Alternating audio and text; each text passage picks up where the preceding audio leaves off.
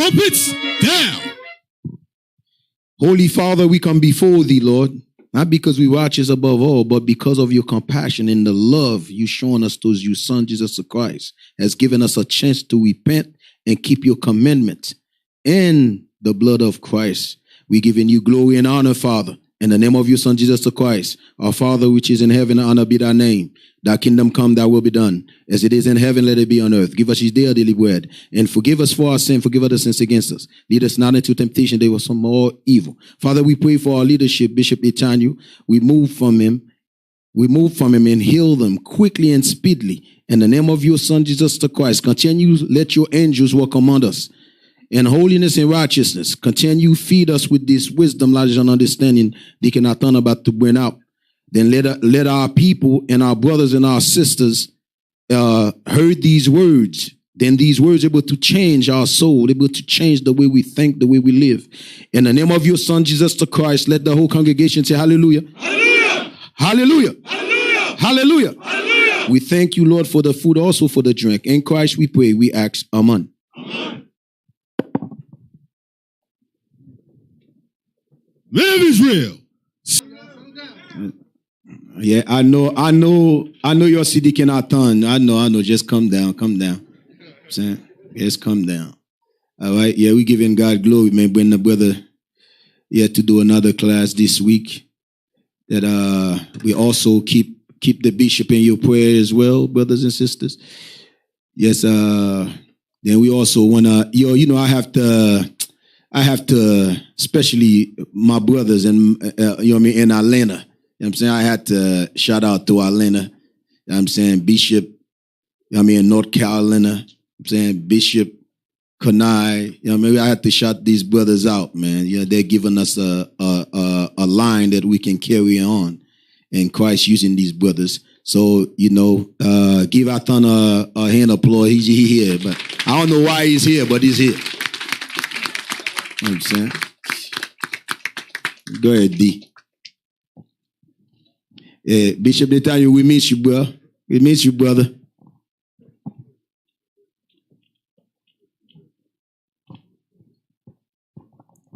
The mic is doing weird things. Wow. Thank you, Lava, for, again, confusing me. Insults and compliments at the same time. All right, so today's topic is entitled Nothing New Under the Sun. Nothing deep tonight. Just kind of going into what Deacon Asaph was going into last night regarding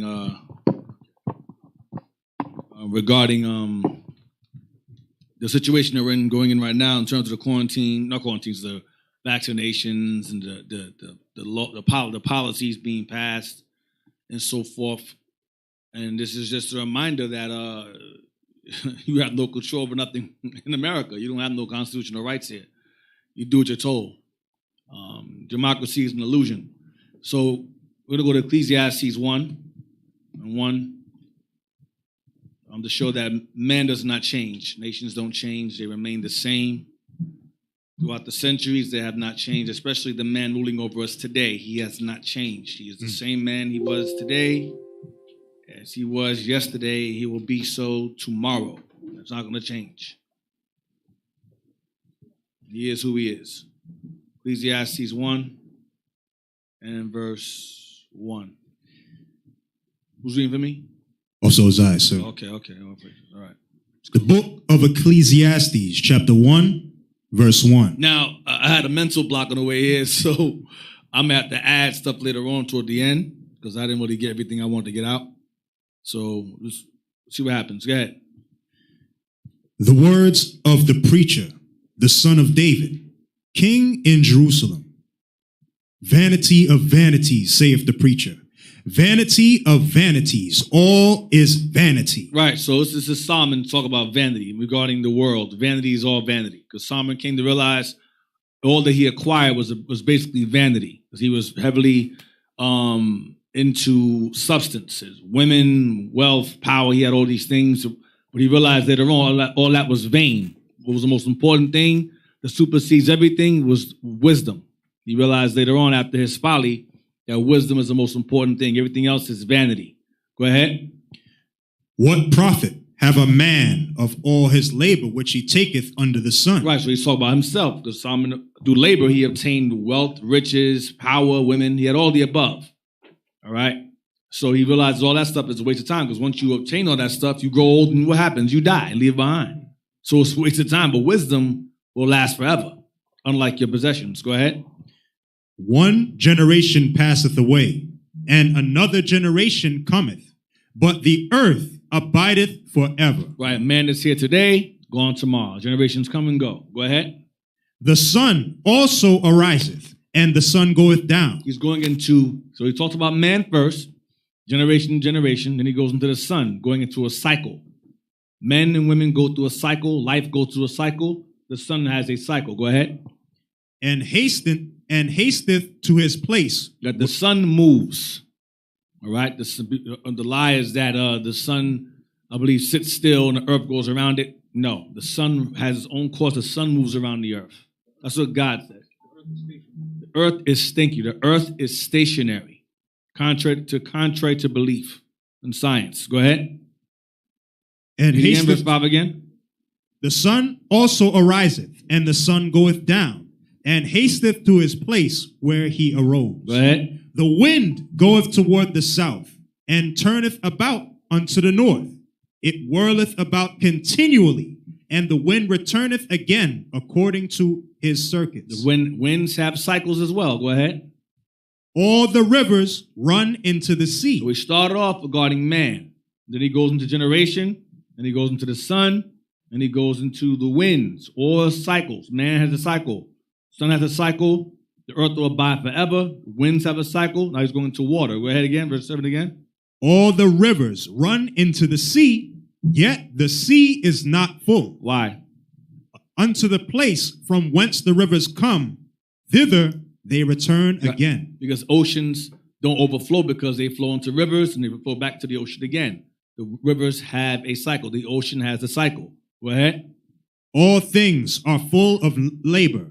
Man cannot utter it. The eye is not satisfied with seeing, nor the ear filled with hearing. Verse 9, watch this. The thing that hath been. So he's going into the thing that have been. The thing that have been. So he goes into all of that verse. So we wonder, what's he going into? Why is he mentioning the cycle of the sun? Why is he mentioning the wind, the rivers, generations having a cycle? What's the purpose of mentioning all those things having a cycle? Verse 9 again, he's going to explain it. The thing that hath been is that which shall be. The thing that have been is that which shall be. What was here yesterday will be here today or tomorrow. Go ahead. And that which is done is that which shall be done. What was done back then will be done again today. Go ahead. And there is no new thing under the sun. So the thing he's referring to in verse 9, the thing. There is no new thing under the sun regarding the thing in verse 9 in the beginning. Go ahead. Verse 10. Is there anything whereof it may be said, see, this is new? Is there anything whereof it may be said, see, this is new? Go ahead. It hath been already of old time, which was before us. The thing has been already of old time, because verse 9 said the thing that have been is that which shall be. So he said that the thing he's referring to has been here before. Go ahead. And it's not new. Go ahead. There is no remembrance of former things. There is no remembrance of former things. Now it's plural now. Versus the thing, there's no remembrance of former things. The same thing that had been of old time, there's no remembrance of them, of their former time. Go ahead.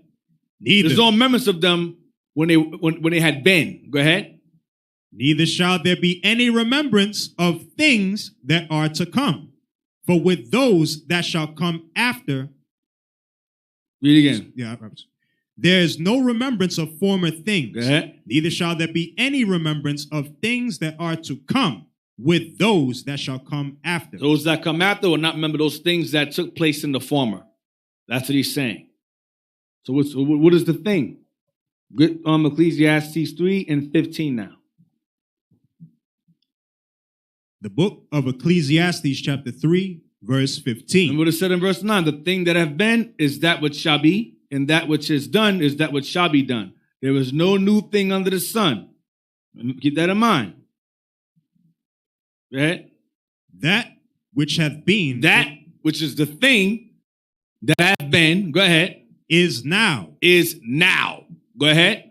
and that which is to be hath already been. And that which will come into the world has been in the world before. Go ahead. And God requireth that which is past. And God requires that from the thing which is past. Meaning what? Being which held accountable, you'll be held accountable for something you did in your past life, in another one. That's what he's saying. The Most High will occasionally do that. Now, how do we know? The thing that have been. That which have been, what's it going into? It's Ecclesiastes 6 and 10. He's going to explain to you what the thing is that have been of old time. That's not new. Ecclesiastes 6 and 10. Ecclesiastes chapter 6, verse 10. That which have been, which is the thing, go ahead, is named already. It has a name. So he's spoken in parable form. I just want to clear up in this verse, in this chapter. That which have been is named already. What that is the thing. That has been. Go ahead. And it is known that it is man. So the thing that have been is man. Is man. You understand so far? The thing that have been before of old time is man. There's no new man under the sun here. Right? Because all men have been before, but they have no remembrance of it. Go ahead. Neither may he contend with him that is mightier than he. Because God is mightier than that man. Because God made that man before, and he made that man after. In numerous instances. That same spirit comes back again and again and again. Why am I going over this? What is the purpose? Because the same man that was around yesterday is around today. And that goes for all men, including Edom, and especially him. When you read about the atrocities that the Greeks and Romans committed against our people, when you go back to the time when they were the French, did the same thing. When they were the Spanish, did the same thing. When they were the Portuguese, did the same thing. When they were the British, did the same thing. Why? Because they're the same man that have been. That's why. They're the same man that has been. They have always been those people. They know that. We don't know that. Those in the world, we don't know that. But they know. When they do those evil things, they're in their element. They love it. They embrace it. When they create these viruses and spread it all over the world and say, oh, we don't know what happened, they're in their element. They love it. Death, despair, murder, doubt, depopulation, that's their thing. That's who he is. The God that made crooked, no man can make straight. Get Daniel 7 now. Daniel 7.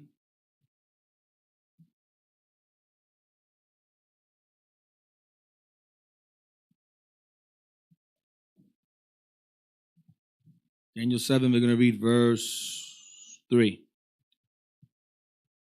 The book of Daniel, chapter 7, verse 3. And 4 great beasts came up from the sea, diverse one from another. Mm-hmm. The first was like a lion and had eagle's wings. This lion and that eagle, meaning it traveled. The first symbol of this beast was a lion. This beast is a lion. Okay? And it says he had eagle's wings, meaning he had one pair of wings. Go ahead. I beheld. He traveled. Go ahead. I beheld till the wings thereof were plucked. Then travel is used for what? Conquering. Then he stopped traveling and he stopped conquering. Go ahead. And it was lifted up from the earth and made stand upon the feet as a man. It gained intelligence. Go ahead. Wisdom. And a man's heart was given to it. Daniel's guidance and his 3 men, brothers, were given to it. Their wisdom was given to it. Go ahead. To help it excel in more wisdom. Go ahead. As a man. Go ahead. Read on. And behold, another beast, a second, like to a bear. So we're at beast 2. First beast is lion. Second beast is a bear. Go ahead. And it raised up itself on one side. So more weight was on one side than the other. Meaning the weight, the leg in which the weight was on, that was the stronger side. The one lifted was the weaker side. Go ahead. And it had 3 ribs in the mouth of it, between the teeth of it. He had 3 ribs, three other beasts in its subjection, under its subjection. Go ahead. And they said thus unto it, Arise, devour much flesh. Meaning conquer. Persia is going into Persia. The lion is Babylon. The bear is Persia. The Medo-Persian Empire. Go ahead. And they conquered as well. Go ahead. After this I beheld, and lo, another like a leopard. A leopard. Go ahead. Which had upon the back of it 4 wings of a fowl. So this leopard had 4 wings, meaning it traveled further and faster and conquered further and faster than any of the other beasts. Go ahead. The beast had also 4 heads. This leopard had 4 heads. So rather than a leopard having 1, this leopard had 4 leopard heads on it and 4 in wings, 2 sets of wings on it. Go ahead. So it travels further and wider, and it had more leaders over it. Go ahead. And dominion was given to it. And he conquered and gained dominion as well. That's the 3rd beast. This is the Greeks. This is Greeks, excuse me. So the lion, first keep these animals in mind. The lion, Babylon. The bear, Medo-Persia, and the leopard is the Greeks. Go ahead. After this, I saw in the night visions, and behold, a 4th beast. It's the 4th beast. Dreadful and terrible, and strong exceedingly, and it had great iron teeth. It devoured, and brake in pieces, and stamped the residue with the feet of it. It conquered. And it was diverse from all the beasts that were before it, and it had 10 horns. It had 10 horns. This beast, notice it has no animal, because Daniel was not given the vision of what animal this beast is. But he saw that it was a beast that had iron teeth and so forth. So he didn't get the full understanding of this beast or what its attribute was or what it was. This is the 4th beast. This 4th beast is Rome. This 4th beast is Rome. Okay? So you want to keep the 3 in mind. Bear, the lion, the bear, and the leopard. Now, get Revelation 13. No, read verse 8. Read verse 8. I'm sorry. Read verse 8. Verse 8. I considered the horns, and behold, there came up among them another little horn. So this 4th beast had 10 horns. Okay, this beast had 10 horns. And among those horns came up another horn. Among those 10. Go ahead. A little one. Go ahead. Before whom there were 3 of the first horns plucked up by the roots. And behold, in this horn were eyes like the eyes of man, and a mouth speaking great things. This horn was wise. It had wisdom, eyes of a man, understanding of a man, and it spoke great things. Great things. We're going to read about that later on. Those great things. Get Daniel 7. No, give me the leopard. We're going to start. We'll be on Revelation 13, verse 1. I'm sorry. Revelation 13, verse 1. Revelation chapter 13, verse 1. So we read earlier, we read about the lion, right? The lion is Babylon. The bear is Medo-Persia. The leopard is the 4 heads is the Greeks. And this 4th beast has no animal yet, described by Daniel. Revelation 13, and then that 4th beast, Rome, had 10 horns. Revelation 13 and verse 1. Revelation chapter 13, verse 1. Matter of fact, no, I don't even want that. I want Revelation 12, verse 1 to 3. Yes, sir. Revelation chapter 12, verse 1. And there appeared a great wonder in heaven, a woman clothed with the sun, and the moon under her feet, and upon her head a crown of 12 stars. This woman had 12 stars on her head, representing wisdom, the sun and moon's wisdom. The 12 stars represents the 12 tribes of Israel. This woman is the nation of Israel. That's what a woman is. Go ahead. And she, being with child, cried, travailing in birth, and pained to be delivered. Go ahead. And there appeared another wonder in heaven. And behold, a great red dragon. Great red dragon. Go ahead. Having 7 heads and 10 horns. 10 horns. Doesn't that sound familiar? That's Daniel 7. 7 heads and 10 horns. 7 heads and 10 horns, just like the beast in Daniel. The fourth one, go ahead. And 7 crowns upon his heads. That was the end of verse 3. Now, read verse 4. Verse 4. And his tail drew the 3rd part of the stars of heaven, and did cast them to the earth. And the dragon stood before the woman, which was ready to be delivered, for to devour her child as soon as it was born. She was, remember, verse 2 said that she was travailing in labor. So who's it referring to? It's referring to the Messiah. So this great red dragon sought to do what? Read verse 4 again. And his tail drew the 3rd part of the stars of heaven. The tail drew the 3rd part of the stars of heaven. The stars is going back to verse 1, the 12 stars. So she conquered 3 out of the 12, representing Judah. Because you had Judah, Benjamin, and Levi. The other 9, if you include Dan, 10, were already scattered abroad. Remnants of them were among Judah. But the majority from which this beast subdued, or whose tail they drew the 3rd of, was Judah, the 3 tribes, the top 3. Judah, Benjamin, and Levi. That's the 3rd of the 12. So this is going into Rome. Rome, this beast is Rome, the same beast back in Daniel 7. But John says that this beast had 7 heads. Remember, the leopard had 4.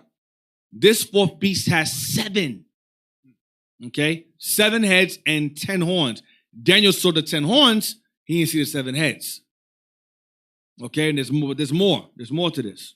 And it's a great red dragon, because this 4th beast is like a freaking shapeshifter. When you read the Bible, because you're going to read, it has different shapes, basically, different attributes, versus the dragon here in Revelation. Okay? But it's the same exact nation. Read verse 5. You want me to finish verse 4? Read verse 4. Read verse 4 again, I'm sorry. And his tail drew the 3rd part of the stars of heaven, and did cast them to the earth. Meaning conquered them. Go ahead. And the dragon stood before the woman, which was ready to be delivered, for to devour her child as soon as it was born. This is going into, get Matthew, to show this is going into. And the dragon stood and waited to devour the child that she brought forth as soon as it was born. What great red, is it an actual dragon like Lord of the Rings trying to eat a child? Is that what it's going into? No, it's a parable. It's going into the attribute or the fierceness of this beast or this nation that sought to eat this child as soon as it was born. What's it going into? Let's find out. You know what I want. Yes, sir. This is the book of Matthew, chapter 2, verse 13. Yeah. And when they were departed, behold, the angel of the Lord appeared to Joseph in a dream, saying, Arise and take the young child. Take the young what? Take the young child. Take the young child, go ahead. And his mother. And his mother, go ahead. And flee into Egypt. Flee further into Africa, go ahead. And be thou there until I bring thee word. For Herod will seek the young child to destroy him. Herod was an Idumean ruler, an Edomite ruler that was set up as a Roman consulate. And he was set up as king over the Jews. So when he got word that the Messiah was born by the elders of the Jews, the angel told Joseph to take his wife and mother and flee into Africa, further into Africa. Watch this, read on.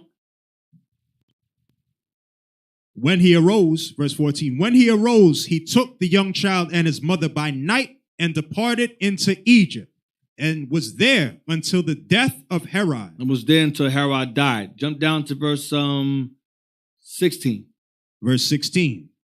Then Herod, when he saw that he was mocked of the wise men, was exceeding wroth, and sent forth and slew all the children that were in Bethlehem, and in all the coast thereof, from 2 years old and under, according to the time which he had diligently inquired of the wise men. See what he did? See what he did here? So he tried to kill. So he killed the children from the ages from they were born to 2 years old, trying to eradicate the Messiah, who was the true heir to the throne, which he was not. Okay, so who's the great red dragon? What child he trying to kill? What child was it? Christ. There you go. So who's the great red dragon? Herod. But he was part of that great red dragon. Herod was an Edomite. So you understand why the dragon is red, right? Because Esau was red. So you know who was going into it. You know that Edom, that Herod was of the same race of people as that dragon is. The great red dragon having 7 heads and 10 horns. All right? The tails are the same color as the heads. The great tails, Rome is the same, it's all the same beast. All right? So now, Revelation 13 now. Let me see if I want that. Read verse 5 to show who it is, who the child is. 12 and 5. Yes, sir. Revelation chapter 12, verse 5. And she brought forth a man-child. Meaning the dragon did not successfully devour the child like he wanted. Go ahead. Who was to rule all nations with a rod of iron. And her child was caught up unto God and to his throne. That's how you know the child is Christ. Now, jump to 13 now. 13, verse 1. Revelation chapter 13, verse 1. And I stood upon the sand of the sea, and saw a beast rise up out of the sea, having 7 heads and 10 horns. Here you go again. Go ahead. Same as chapter 12, the same great red dragon. Go ahead. And upon his horns 10 crowns, and upon his heads the name of blasphemy. So who are the 7 heads? Who can name the 7 heads? You don't got to name the 10, that's a lot. But who can name the 7 heads? Who can name the 7 heads? Anybody? Got some hands up. You pass who you want to give it to.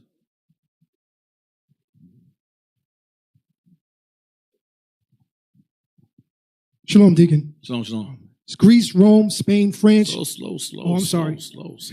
My bad. Greece, Rome, Spain, France, Germany, Russia, and Great Britain. Very good. That's a 7. I got that? That's a 7 heads. Now, to sum it up, the 10 horns will be the EU. That's the European Union. That is the EU. All tying back to those 7 again. They all derive. I said before, it's the same damn people. All right?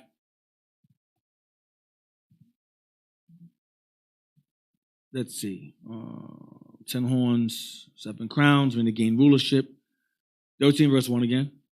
Revelation chapter 13, verse 1. And I stood upon the sand of the sea, and saw a beast rise up out of the sea, having 7 heads and 10 horns. Did I send you this? Did I send to y'all in the Telegram? The links, those pages? Well, I wasn't successful in doing that. Let me see. I didn't send them? Hold on. I'll send them right now. Hold on a second. 1 sec. 1 second. 2, 3. You got to turn one over. It's sideways. You got to turn one over.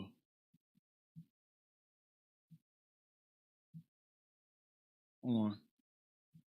I'm going to send them all because I'm not sure what I'm looking for.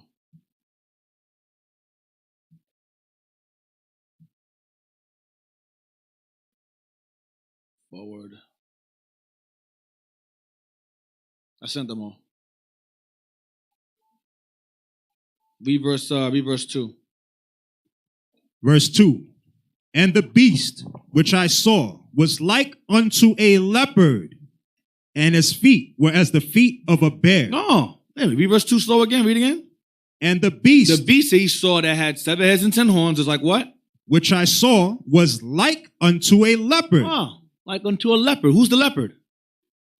That's the Greeks. Go ahead. And his feet were as the feet of a bear. Who's the bear? Oh, Medo-Persia. Go ahead. And his mouth as the mouth of a lion. Who's the lion? Oh, the Babylon. Go ahead. And the dragon gave him his power and his seat and great authority. So this is like a leopard. That's the Greeks. Like the bear, like the lion. So what did this beast do? What did this beast do? This beast took all the nations before it and merged them into itself. All the fallen ancient civilizations that were ruling, this great red dragon learned from those mistakes and built itself upon them. So how the Greeks fell, they said, we ain't going to fall like how they fell. We're going to be better. Because America's no more than, 200 and something years old. America's very, very young, but very, very powerful in a short time. Because the dragon gave her seat and great authority. I'll get into that later on. But America is basically pretty much all the captivities in one. We're living out all the captivities all over again in one place. So we're not in Greece now, but America's part of that. We're not in Babylon, but America's part of that. And we're not in Persia, but America borrowed that too. How so? I'll get to that in a minute. So, you got what I wanted? Put them together? All right. So, give me, real quick, Daniel 7 and 6. Why did I get that? Daniel chapter 7, verse 6. Now, I'm going in the same order as Revelation puts it in. It says the leopard first. All right? Because remember, because Rome became later on became the Greco-Roman Empire. That's why leopard is listed first. Not coincidence, leopard listed first. Because Rome merged Greece into itself. It became the Greco-Roman Empire. Now, Rome looked down upon the Greeks, but they borrowed a lot of the Greek philosophies and gods and gave them Latin names. A lot of the Romans spoke Greek. So they're full of BS. But nonetheless, it became the Greco-Roman Empire. Okay? Now, read that. Daniel 7. Yes, sir. After this I beheld, and lo, another like a leopard, which had upon the back of it 4 wings of a fowl. This means it traveled further and conquered more than Babylon did. Go ahead. The beast had also 4 heads. They had 4 leaders. Remember, the dragon had 7 kings. This had 4 kings that came out of it. Go ahead, read again. It had what? The beast had also 4 heads. It had 4 heads. Go ahead. And dominion was given to it. All these heads were the same race of people. I'll say it again. This leopard had 4 heads, and all those heads are the same race. Like the great red dragon had 7 heads, all those heads are the same race. And the horns that came out of those heads, 10 of them, is the same race as the heads. You understand? They're all connected. They're all linked to the same beast. All right? You got it? All right, let's see it. Give me the first image now. Bishop brought this book out the other day.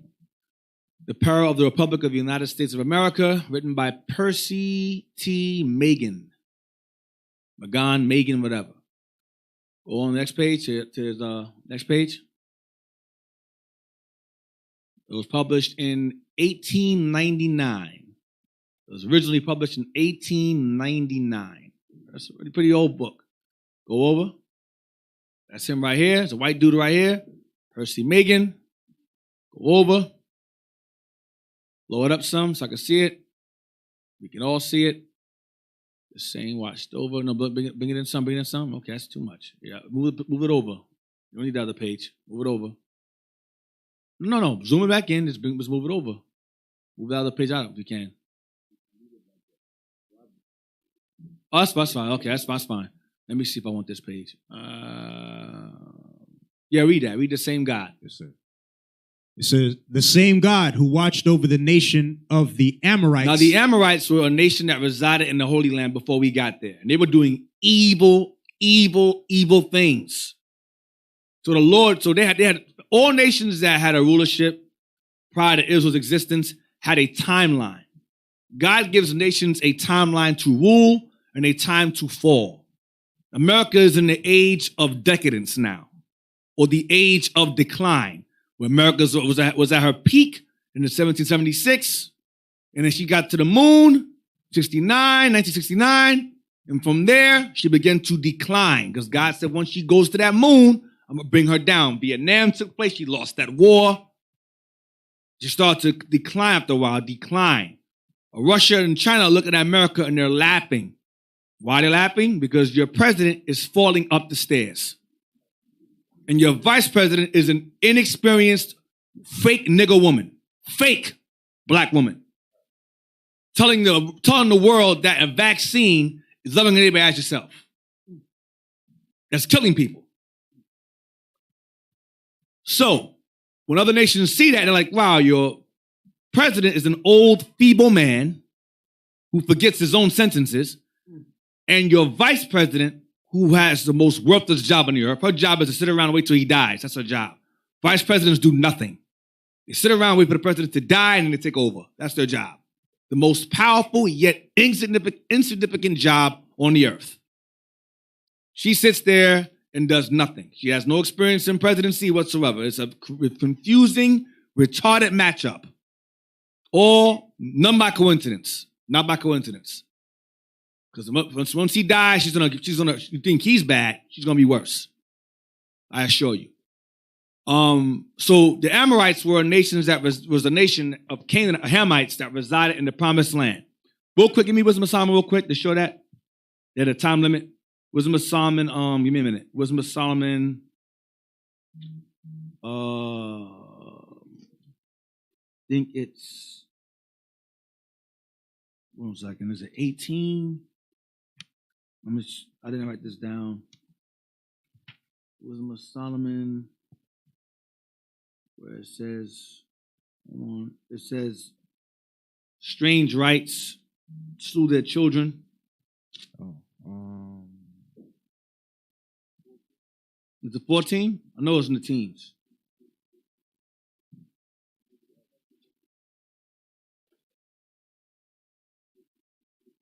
Let me see. Yeah, that's it. Nah, not that one. It's it goes into a colony worthy of God's children. Nah. Yeah, try colony. Type in go colony for colony.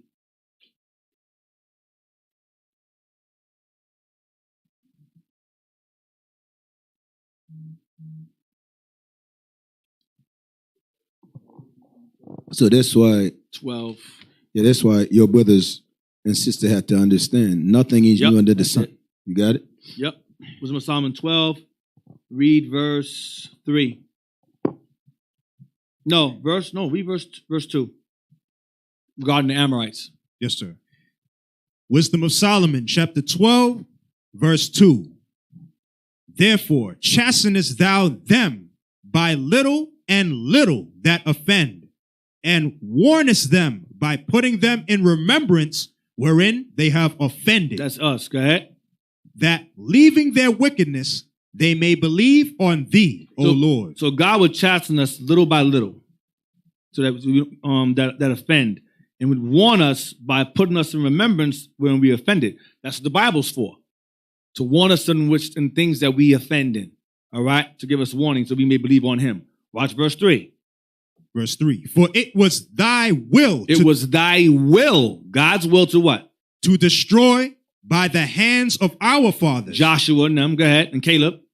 Both. And Moses. Go ahead. Both those old inhabitants of thy holy land. The old inhabitants of our holy land was the Amorites.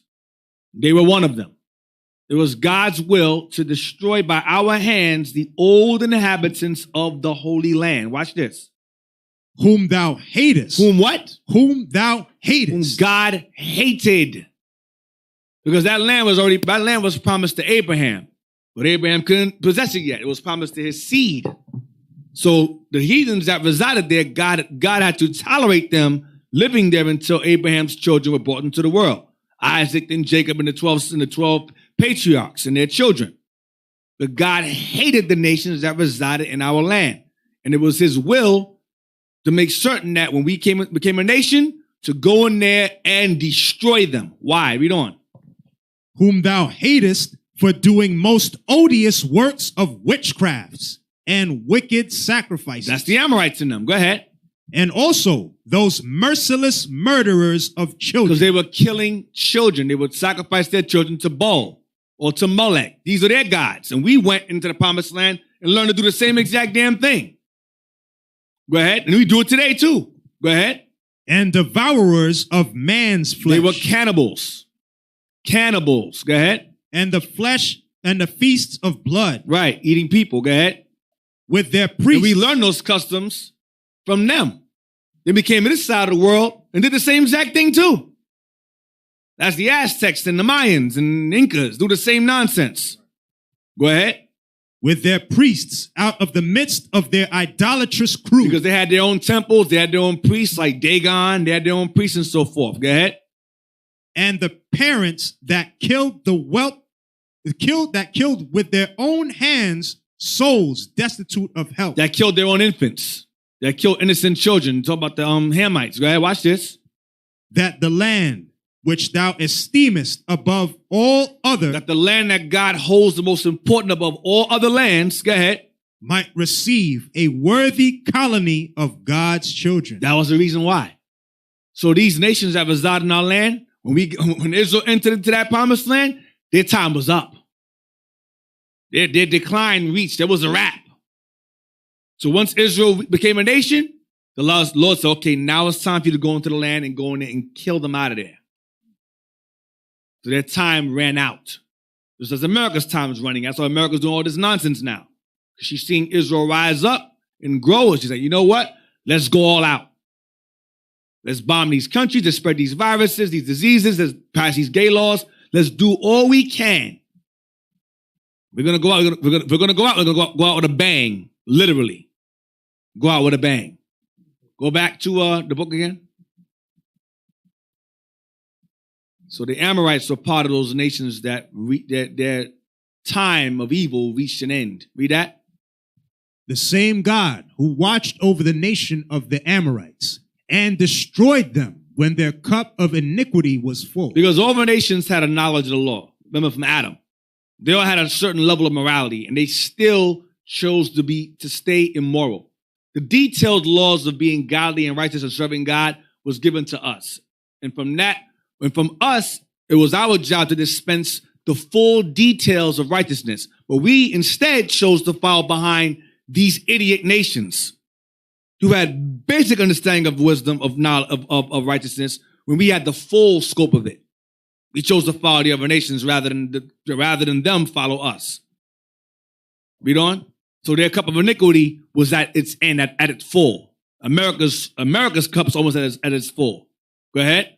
The same God who kept record of the gay pleasures Here we go. Go ahead. and grievous sins of the people of Sodom and Gomorrah. Now there were Sodom and Gomorrah were the capitals. So there were 5 cities. They reached it. When Lot got there, the righteous man, the chosen seed got there, they reached their end too.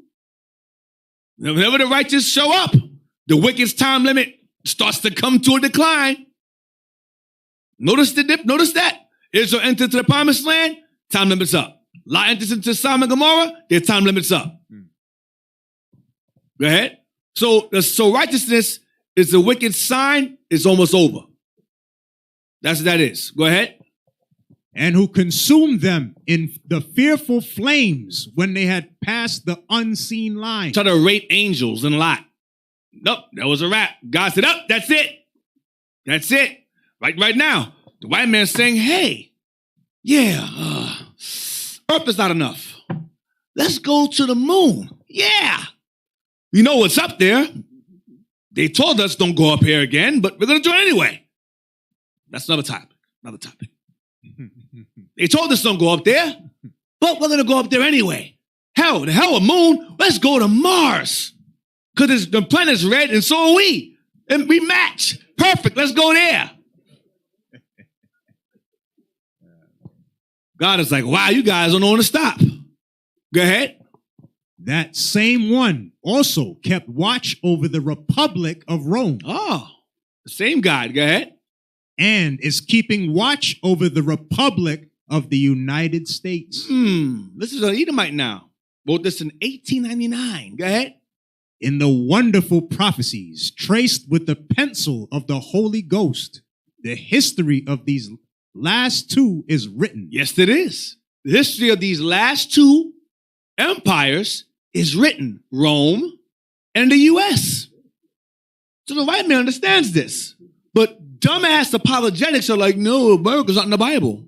It's not in there. The Bible ends right in Rome. It ends. Yeah? Go ahead. and was written long before either came into existence. And the Bible was written long before there was a Rome war in America. Go ahead. Prophetically, go ahead. It was written to the intent that the living might know that the Most High ruleth in the kingdom of men and giveth it to whomsoever he will. He's even quoting scripture. That's in Daniel. That's you know who said that? You know who made that statement? Nebuchadnezzar. That's his words. That ain't Daniel's words. That's Nebuchadnezzar's words. Yeah, man, but you notice that even though with their statement, America know who's giving it this power. Yeah. But in the eyes of us, no, they don't know God. They don't know. No. America, the white men, the elite white men know why they have the power. It's God giving them the power. Right, but God has hardened his heart and told him, no, God didn't give you this power. You gave yourself this power. It's from you. You're the God. White man's like, yeah. It's like a schizo.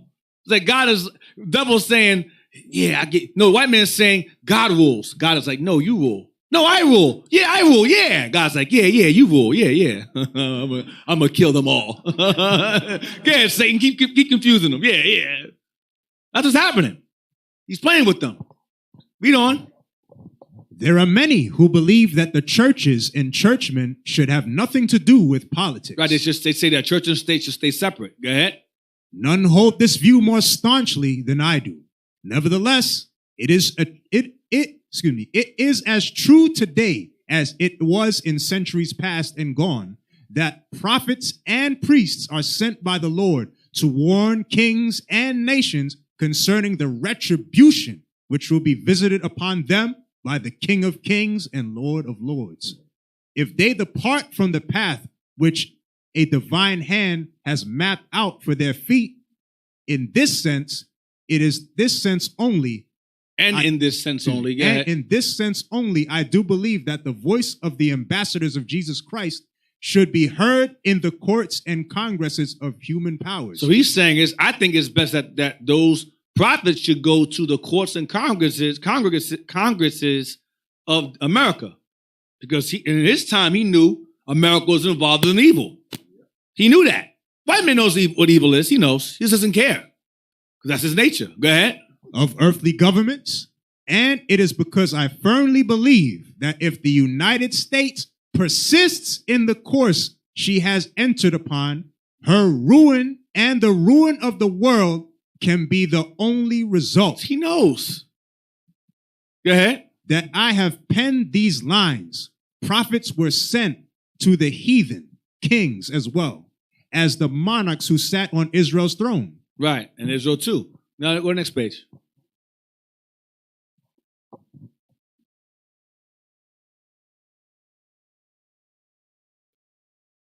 Here's some of you guys you might find interesting regarding your constitutional rights, which they violate constantly, especially with the vaccine thing and these laws being passed. Read that right there. No man can vindicate. No man can vindicate the character, motives, and conduct of the signers of the Declaration of Independence, except upon the hypothesis that they referred to the white race alone. They refer to the white race alone. Go ahead. And not to the African. And not to the Negro. That's a hypothesis. That's a guess that is for all people. It is not. It is for the white race alone. The Constitution. Watch this. When they declared all men to have been created equal. That's a lie, he's saying. Go ahead. That they were speaking of British subjects on this continent being equal to British subjects born and residing in Great Britain. All men is referring to the British that remained in America and outside of America, not Negroes who were property at the time. Go ahead. That they were entitled to the same unalienable rights, and among them were enumerated life, liberty, and the pursuit of happiness. That did not pertain to Negroes. That does not pertain to Negroes or Hispanics or Native Americans. It's not talking about you. It's referring to the white race and the white race alone. Anything outside of that fact is a hypothesis. That's what he's saying. Next page. Remember the years too. 1899. So we was not, that didn't count us as no people. So there was not referring we got to you. liberty 30 years plus after this is written. You feel me? So 30 years plus before this is written. No, 30 years after. Yeah, 30 years after. Go ahead. The things which have come to pass, and No, which, I'm bugging. 30 years before this is written. I'm sorry. 879 before. Go ahead. the things which have come to pass, and which are written out in this book, both those concerning Rome and the United States, have also been written long before in the prophecies of the book of books, on the sacred leaves of the holy scriptures. Next page. Which have come to pass and will come to pass, are written in the Bible. Next page. Let me go up some. Let me see what's up there. Yeah, go to the second. Let's blow it up. Let me see what's up there. I'm gonna see what's up there real fast. Let me see. Yeah, he mentions the fourth beast. All right, go down. Yeah, read those right there. Yep, read those right there. Start from there. I just want to stop. Okay. Now these four. Now these four kingdoms are named outright in other places in the Bible. They were Babylon, The lion, Medo-Persia, bear, Grecia, the leopard, and Rome. unnamed. Rome, fourth. Go ahead. Rome was the fourth, Rome was the fourth. and was diverse from all before it, As Daniel said, in that it was a republic. what is America? For which it stands, one nation, under God, indivisible, with liberty and justice for all. That's brainwashing. I remember that thing. I heard that when I was in junior high school. Still remember it. Brainwashing. Yep. Great. Pledge of Allegiance. What, you want to say something, Lava? no, you all right, D. You all right. Oh, thank you, Lava. You want to say something evil, right? Go down, man. White power. You want to say white power? Whatever, Lava. Go down. Go down to the bottom. Right there. Oh, man. Just what? Matter of fact, go up. Go.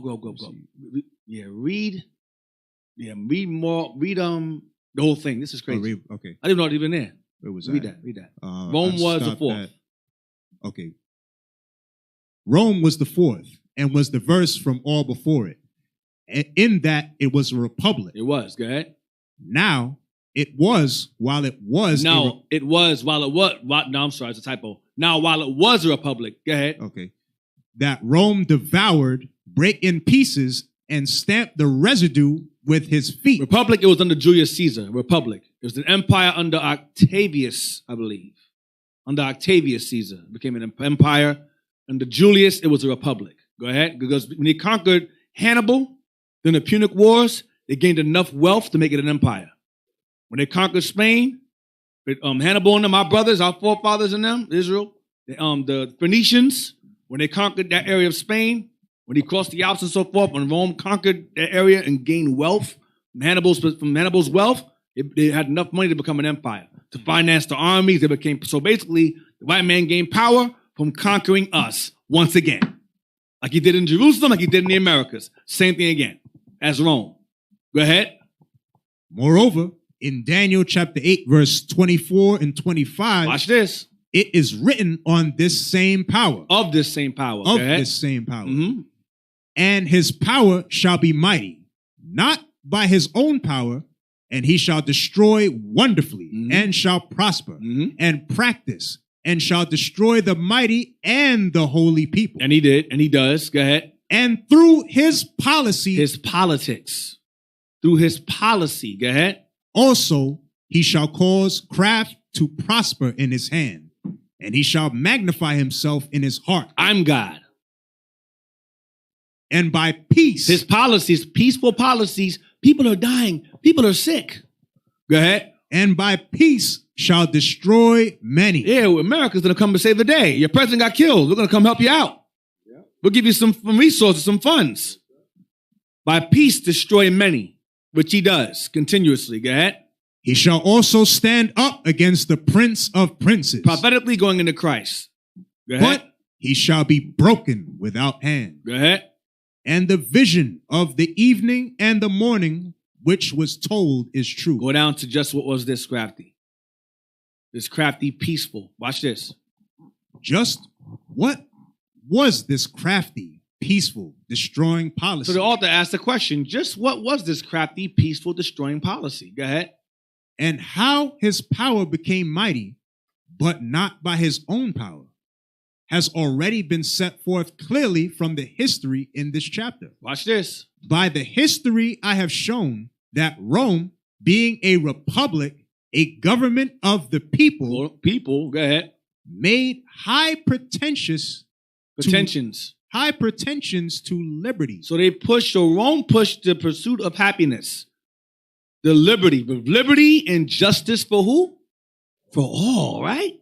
Rome did the same thing. Go ahead. And to the love of liberty. There you go. You know, all the time. Love of liberty. Go ahead. Only for the Statue of Liberty. Go ahead. Only for the sake of liberty. Only for the sake of liberty. Go ahead. That for this reason, Rome pretended to love and desire liberty for other people. Oh, Rome pretended to love and desire liberty for other people. But that was not the case. Just as it's not the case for America either. Go ahead. That the little states of Greece were struggling against monarchies. Monarchies.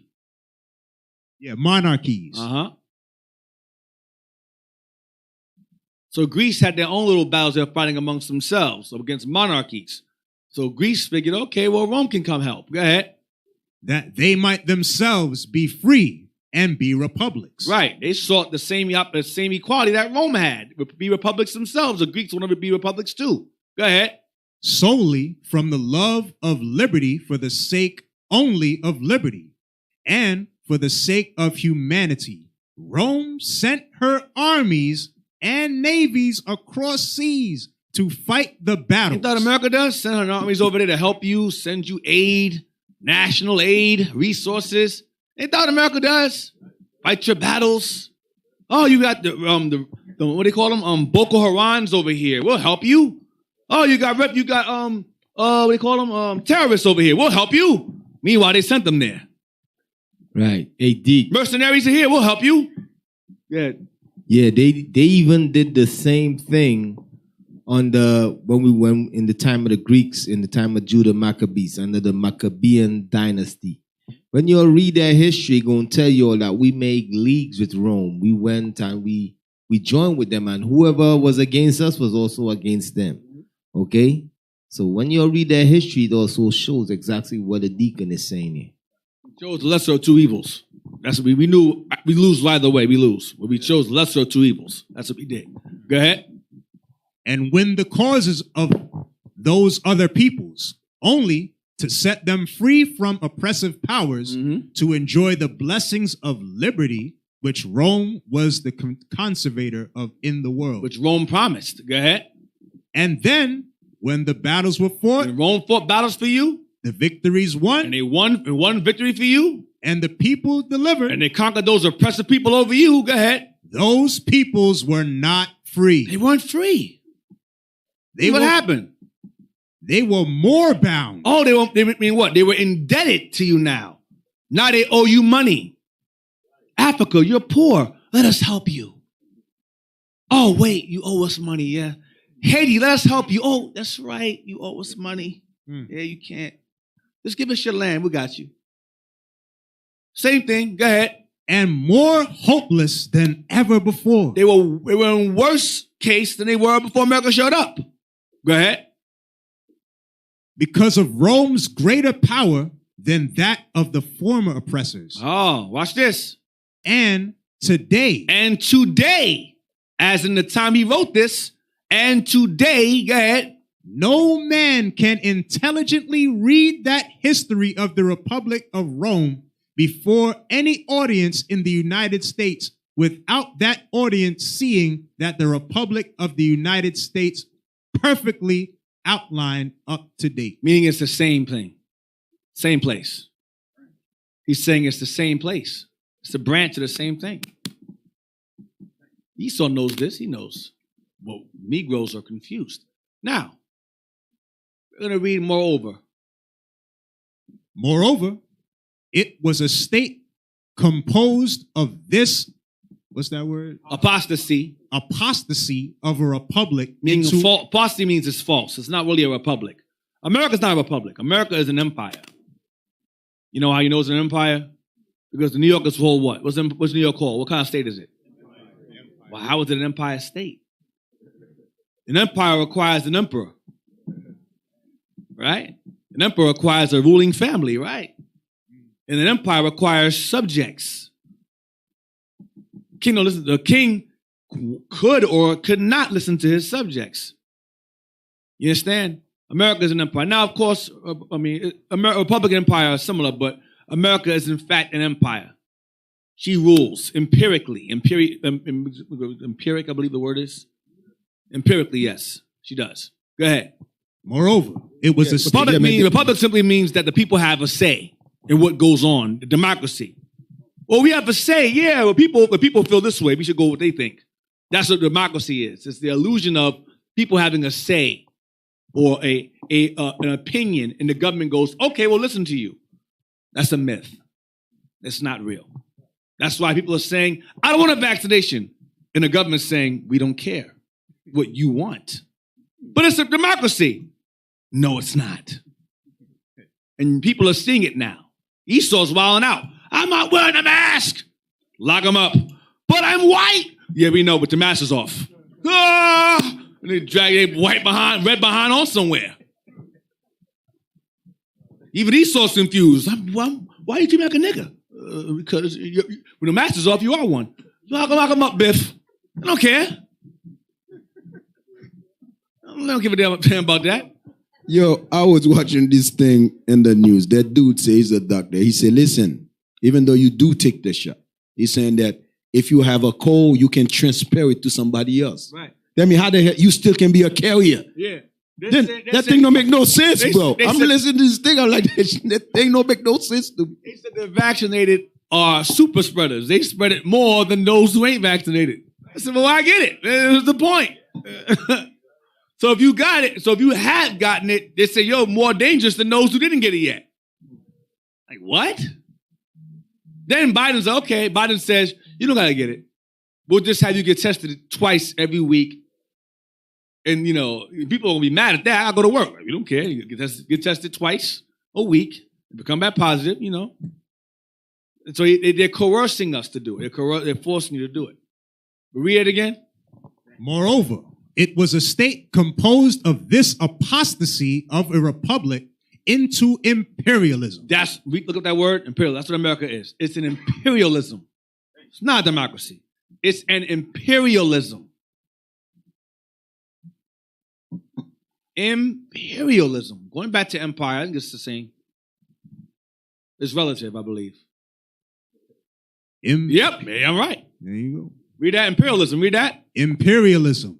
A policy of extending a country's power and influence through diplomacy or military force. Go door to door. Make sure they get vaccinated. You don't get vaccinated, you get fired. You get a fake card, you get federal charges brought against you. Read it again, please. The policy of extending a country's power and influence. Extending its power and influence. Meaning they influence you to do these things. Go ahead, do what? Through diplomacy. Oh, 500,000 died in an hour. How do you know? We don't know. They just died. They just died. Where's the numbers coming from? Through diplomacy and what? Or military force. Read historical. Historical. Rule by an emperor. Empire state. See? That's where the word imperial comes from. Emperor. Look up imperial. Give it an ism. It's in the words. When you look up why New York is called an empire state, they go, we don't know. You don't know why you call New York an empire state? You don't know? No one knows why? It says imperial. Imperial, watch this. It says relating to an empire. There you go. Relating to an empire. Read synonyms. Synonyms. Royal, regal, monarchical. Monarchical. Monarchical. Monarchical. Click monarchical. Well, click monarchical. That's fine. It's all the same. English is the worst. It's all semantics. It says Relating to a monarch or monarchy. Okay, Right. gosh, pick monarch. monarch. Jeez. It's not freaking ridiculous. Oh, you Yeah. can't click that. Sovereign. Yeah, we'll look at that up. Let's type in monarch. We'll go back to that. We'll go back to imperial. Look up. Let's type in monarch. Monarch. What is that? Monarchical. So imperialism is monarchialism. So it Read says that. a sovereign head of state, especially a king, queen, or emperor. There you go. Sovereign head of state, like your president, especially a king, queen, or an emperor. Because America is ruled by Edomite families. Edomite families run America. Now go back to imperial, not illism. Imperial. Definition. There you go. So relating to an empire, royal, regal. Go down to the next definition. What does that say? Uh, No, that's something else. Let's go into measurements. Go down to the third one. Is there more? Click translations and go down. So there you go. Read it. Click yes. Read those. Click the go to those. Arrow. Next to dictatorial. No, not that one. Go down. Yes. Read those. It's not synonyms with imperial. so it says imperious. You read that in Ezekiel about the black woman, imperious woman, imperious, bossy, Right. haughty, imperious. It says imperious or domineering. Read the next one. Imperious or what? Oh, damn, domineering. There you go. Go ahead. It says imperious, high-handed, High-handed, commanding, peremptory, dictatorial, Go ahead. domineering, bossy, arrogant, overweening, overbearing, authoritarian, tyrannical, authoritative, lordly, officious. That's America. You have no rights. Democracy is an illusion. Type in American imperialism. Type in American imperialism. American imperialism. Definition. Right there. Take a definition. Take that out. What are we going to?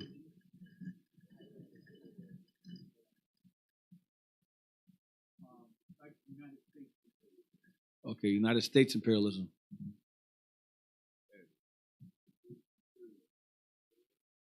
United States imperial. Okay. Okay. Move it over. Blow it up. Read that. So it says American imperialism is a term that refers to the economic, military, and cultural influence of the United States on other countries. Damn. Watch this. It says first popularized during the presidency of James K. Polk. The concept of an American empire was made a reality through the latter half of the 1800s. Wow. Latter half, which is the same time that book was published. That we're reading from. The latter half of the 1800s. The concept of an American empire. That's what you're living in. Go back out where we at. Go back to the book. Thank you, Kat. Very good. That helps. Read that, please. We were in apostasy of republic. Yes, sir. Moreover, it was a state composed of this apostasy of a republic into imperialism. that's where we're now. Go ahead. It was such a state with which the apostate church of early days, the man of sin Oh, Thessalonians. Go ahead. of the Bible, united, and this union made the papacy the first beast of the Bible, Oh, as mentioned where? as mentioned in Revelation 13. He mentions the man of sin. And he mentions the first beast in the Bible. Who could this be? Read on, see what he says. Let's see what Esau says. You know, I'm just a Negro. I don't know what I'm talking about. I'm bugged out. I'm in a cult. I'm crazy. See what Esau says. In the same 13th chapter of Revelation, it is written, We read this earlier. Go ahead. and I beheld another beast coming up out of the earth, and he had 2 horns like a lamb, and he spake as a dragon. Here is depicted the rise of the United States. Oh. Wow. He knew this in 899. Okay. Hey, so you're reading these books. Bishop went over this years ago. Ever since I'm a little kid, he been teaching us that. Listen, Revelation 13, the lamb with two horns. Been teaching us. Listen, that's America. No, you see in Esau, they know this ever since the 1800s. You understand what I'm saying? Yeah, but you remember the scriptures say he more wiser than Daniel. Yeah. He says all deep. The white man is not a dumb knows. dude. I want you guys to understand. You're not playing with the dude. He had Satan deal with him. That's what the scripture say. The soul that in him is not upright. That means he's dealing with Satan. Right. He knows who he is. You see the movie, what's the movie called? The Omen?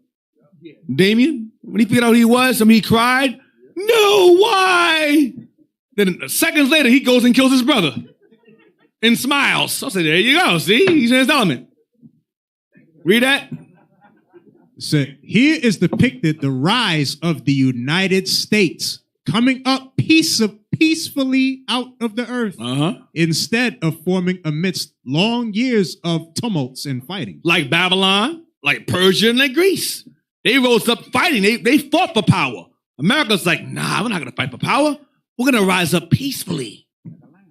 Conquer the Native Americans, enslave the niggas, enslave them, and then we'll just rise up peacefully. We're going to branch off from the Brits, branch off from them. Go ahead. As was the it says case. Long, because it wasn't long years of fighting. Go ahead. As was the case with.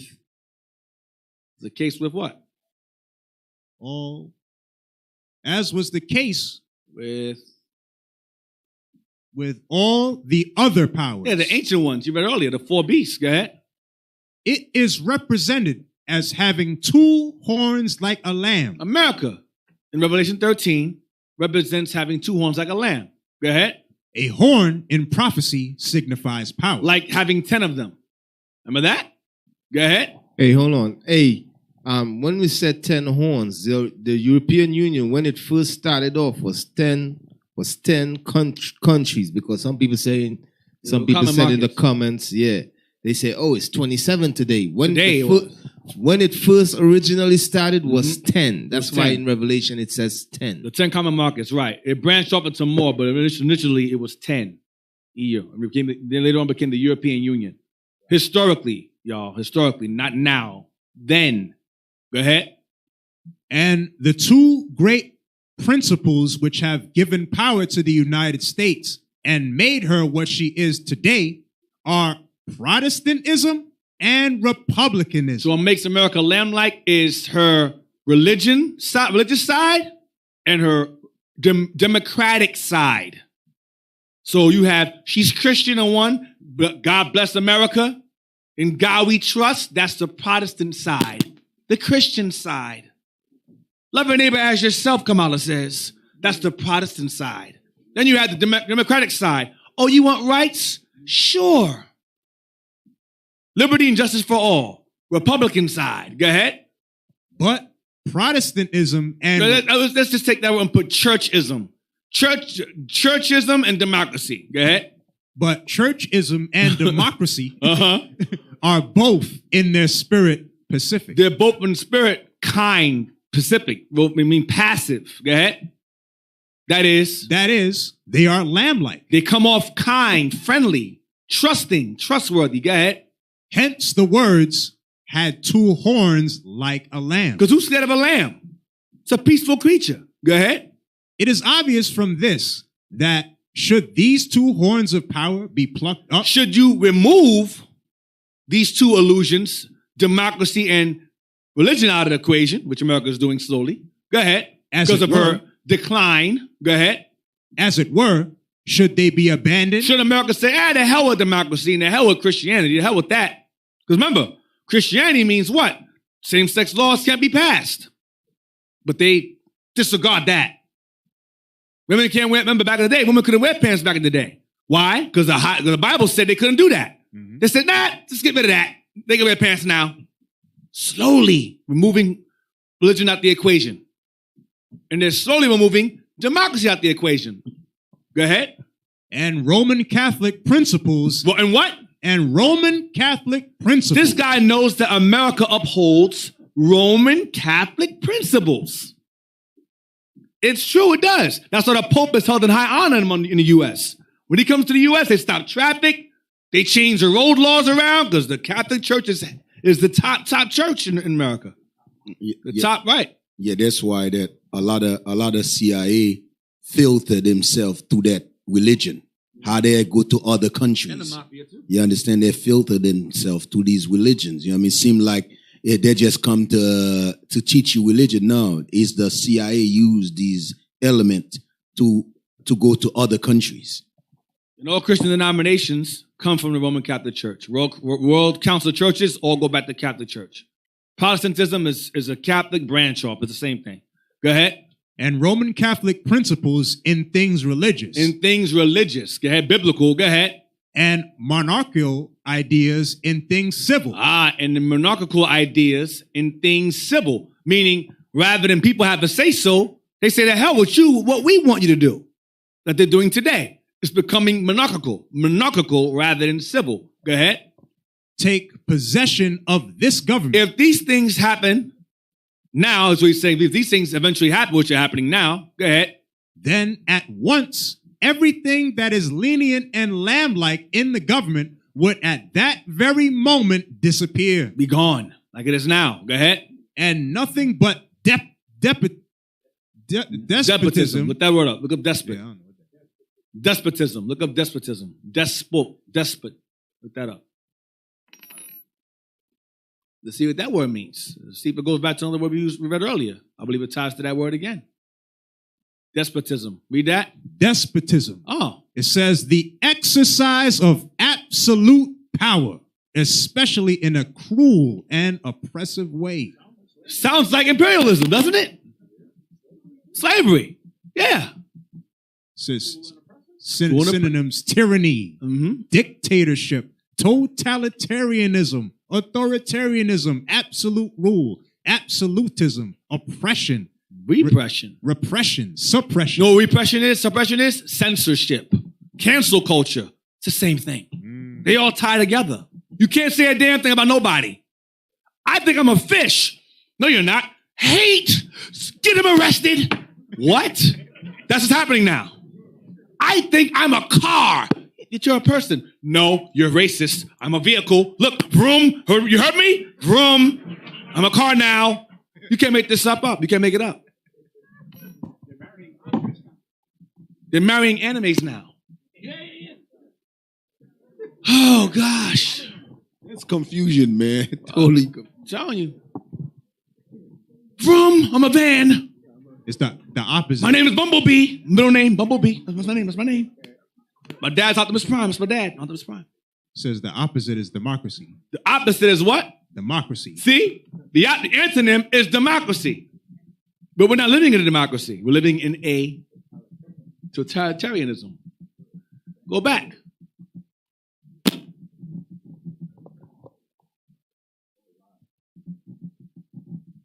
Let's see. Where we at? It says everything that is lenient and lamb-like in the government would at that very moment disappear, and nothing but despotism would be left will to be in their place. place. That's happening now. Go ahead.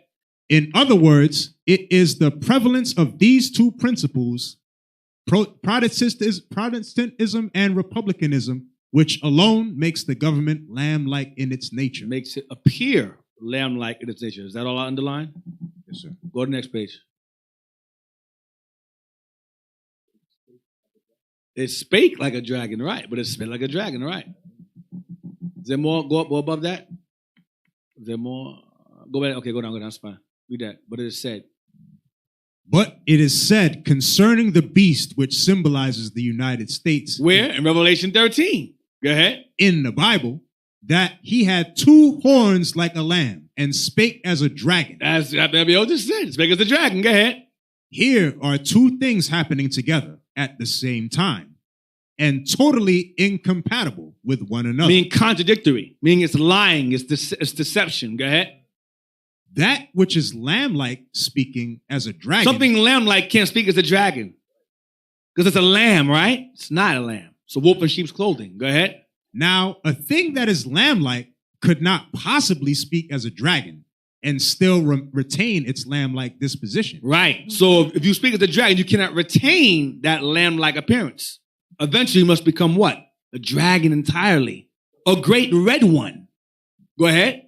It therefore follows that the scriptures have portrayed that the United States will in name retain its lamb-like principles of Protestantism and republicanism. Go ahead.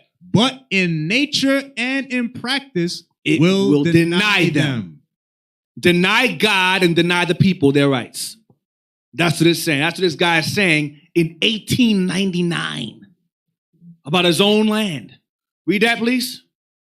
Now, the first beast was Rome. He's right. It is. Go ahead. Once a republic, became an empire, but apostatized into an imperial monarchy. America. Go ahead. Degenerated into a military despotism. America now. United with a church. Once Protestant in principle, but apostatized into the papacy. Into falsehood. Go ahead. The union of these two ways, the union of these two was, I say, the first beast. The first beast. He's wrong on that. That's wrong. Go back next one. Next page. Is there more? Let's see what else I got. Do I want this? Yes, read that. Now, when in the prophecy... Wait. I want this. No, go to the next page. He mentions the EU too. Yes, he mentions the EU. Some of y'all talking. It's 29 states. Thank you, Ruben. Watch your face. Thank you, comment board. Thank you. We appreciate your comments. Thank you. We appreciate you. Read that. Go up some. I know what I'm talking about. We know what we're talking about up here. We're not stupid. Read Babylon. Watch this. Yeah. Watch this. It says Babylon, the head of gold. So he knows that. The head of gold in Daniel 2 is Babylon. Was the first of the universal empires. The 4 of Daniel 7. Go ahead. And when the day of Babylon passed away, Babylon declined, fell. Medo-Persia occupied her place. Took over. Go ahead. For a while, Babylon had been true to her trust and had done the work required at her hand by the Lord. To conquer and overthrow nations, including Israel. That was her purpose. But when she neglected this and turned from it... Because Nebuchadnezzar started to say he's God. And God was like, really? You're God? You're me? Okay, I got something for you. And then the Lord messed him up, but he said, I realized that God rules in the kingdom of men. He wrote that because the Lord put his foot in his behind. Go ahead. God took the Medes and the Persians and through them brought punishment upon the guilty nation. Right, go ahead. Then the power of the Medo-Persia filled the world. But she also apostatized from the task assigned her by the Lord. Because their nations are wicked as hell by nature. They ain't going to serve the Lord. They're going to go against them. That's their nature. Go ahead. And her place and her station was taken by Greece. Right, Alexander. The kingdom of brass. Daniel 2 again. Kingdom of brass. Go ahead. And when the iniquity of the transgressors in Greece was come to full, God took the Romans, and evil as they were. Evil as the Romans were. Go ahead. Used them to punish Greece. He did. And they merged into one. Go ahead. But they, instead of turning to the Lord, only increased in their wickedness until in 476 AD, the empire of the Romans fell into ruins. False. Go ahead. And from her ruins and ashes arose. Oh, wait. And so when Rome fell, what took place? And from her ruins and ashes arose the 10 kingdoms, represented by the 10 toes of the image. In Daniel 2. Go ahead. Part of iron and part of potter's clay. Go ahead. Partly strong and partly brittle. Keep going, because iron and clay can't mix together. Watch this. Of these, 3 were plucked up by the roots, as brought to view in Daniel 7. Who are these 10 toes? Watch. And the remaining 7 stand till the present day. So now, as what? As the kingdoms of Western Europe. He knows. Boom. He knows. You got to jump a bomb for that, man. Hey, listen, as I said, hey, when you found this book, Deke, Like, we've been Bishop been teaching us this for years. For decades. He's been teaching this. Yeah, we find you know what I mean? And you got a book now, you know? Yeah. Like, yo. He's still backing it up. Go down, go up. Oh, man. Yeah, you know what's so heavy behind that? Right. Because Esau know his time.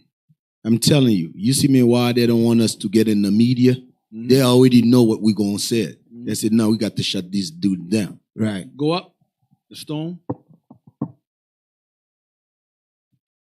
Right there, read that. So it's going into when the stone strikes the that image of the four beasts. Read the stone. It says, the stone was made to strike the image on the feet. That stone is Christ. Go ahead. This is unnatural. Right, because naturally when you fight and you go to conquer somebody, who do you aim for? What Thanos said, you should have aimed for the head. What's the aim for the head? But in this instance, this beast gets conquered by aiming for the feet. What's on your feet? 10 toes. What's America part of? 10 toes. Statue of Liberty, what's exposed on her? Her toes. 10 of them. Read that. This is unnatural. The missile is always aimed at the head. Oh, that's ironic he's using the word missile. Aim at the head. Go ahead. Or some vital portion of the body. Right, or the heart. Usually aim for the head or the heart when you go against someone. Go ahead. It is aimed at the head because there is the seat of life. Because the head is the seat of life. Go ahead. The head come off as a wrap. Go ahead. This shows, therefore, that at the end of time, when this world is to be brought to an end, the seat. This guy, I'm telling you. The seat what? Yeah, the seat of life or what? The seat of the life of the world will be in the feet. Go ahead. That is in the nations of Western Europe. 10 common markets. Western Europe. Watch this. And this is now precisely the case. It is more the case today than it was 1 year ago. And it is getting more and more so all the time. The times that it falls is getting closer and closer is what he's saying. Watch this. Today it is the nations of Western Europe which rule the greater part of the earth. They do. Go ahead. And all that portion formerly ruled over Babylon. No, ruled over by Babylon. The 10 Western nations, the nations of Western Europe rule over the lands now which were ruled by formerly Babylon, Persia, and Greece. Go ahead. To say nothing of the territory of Rome is ruled over by them. They have Rome already. Go ahead. The nations of Western Europe are the rulers of all the Oriental countries, and especially of China. They did have China, not anymore. Of China as well. I saw one. So this guy knew what's going on. I saw us the last page, right? That's it. So now, where are we at? The leopard. Hey, Deke. Yeah. You know when we read in Revelation, it says, "For the devil come down with great wrath because he know his time short time. Short." Mm-hmm. Believe it or not, Esau know that his time is short. He know that his rulership is coming to an end. And you telling me Edomite wrote this about himself? Yeah. About his whole nation. About America, yeah. You know what I mean? So Esau know his time is short, man. He know his all of this is coming to an end. That's why you see everything you see going on in society today is going on. You got the virus, the coronavirus being spread. Okay, you got the virus being spread. You understand? And it's killing a lot of people. Yo, listen, a lot of bad things is going to happen on this earth. Okay, and it's going to be done by these same people we are reading about right here. Okay, it's going to be done by them because why? Because they know their time is short, and they come in with great wrath, especially against those of us that's waking up to the truth that we Israel and is teaching this gospel. They're going to come down on us with great wrath because they know their time is short. You remember, in the America just coming in, there was not a lot of chariots showing up. Right now, every day you see something popping up. They know that because they can read things. They can read their time. They can see what's going on. That's what you notice now is a lot of chariots keep on popping up everywhere because something about to go down. You understand? The army of God is in this earth. Maybe Revelation 13. Verse 2. Before we went into the book, we were in Daniel 7 and 6. Daniel 7, 6, that's the leopard. Get First Maccabees 1. The leopard. I'm doing the leopard. In Daniel 7 and 6. First Maccabees 1, verse 1.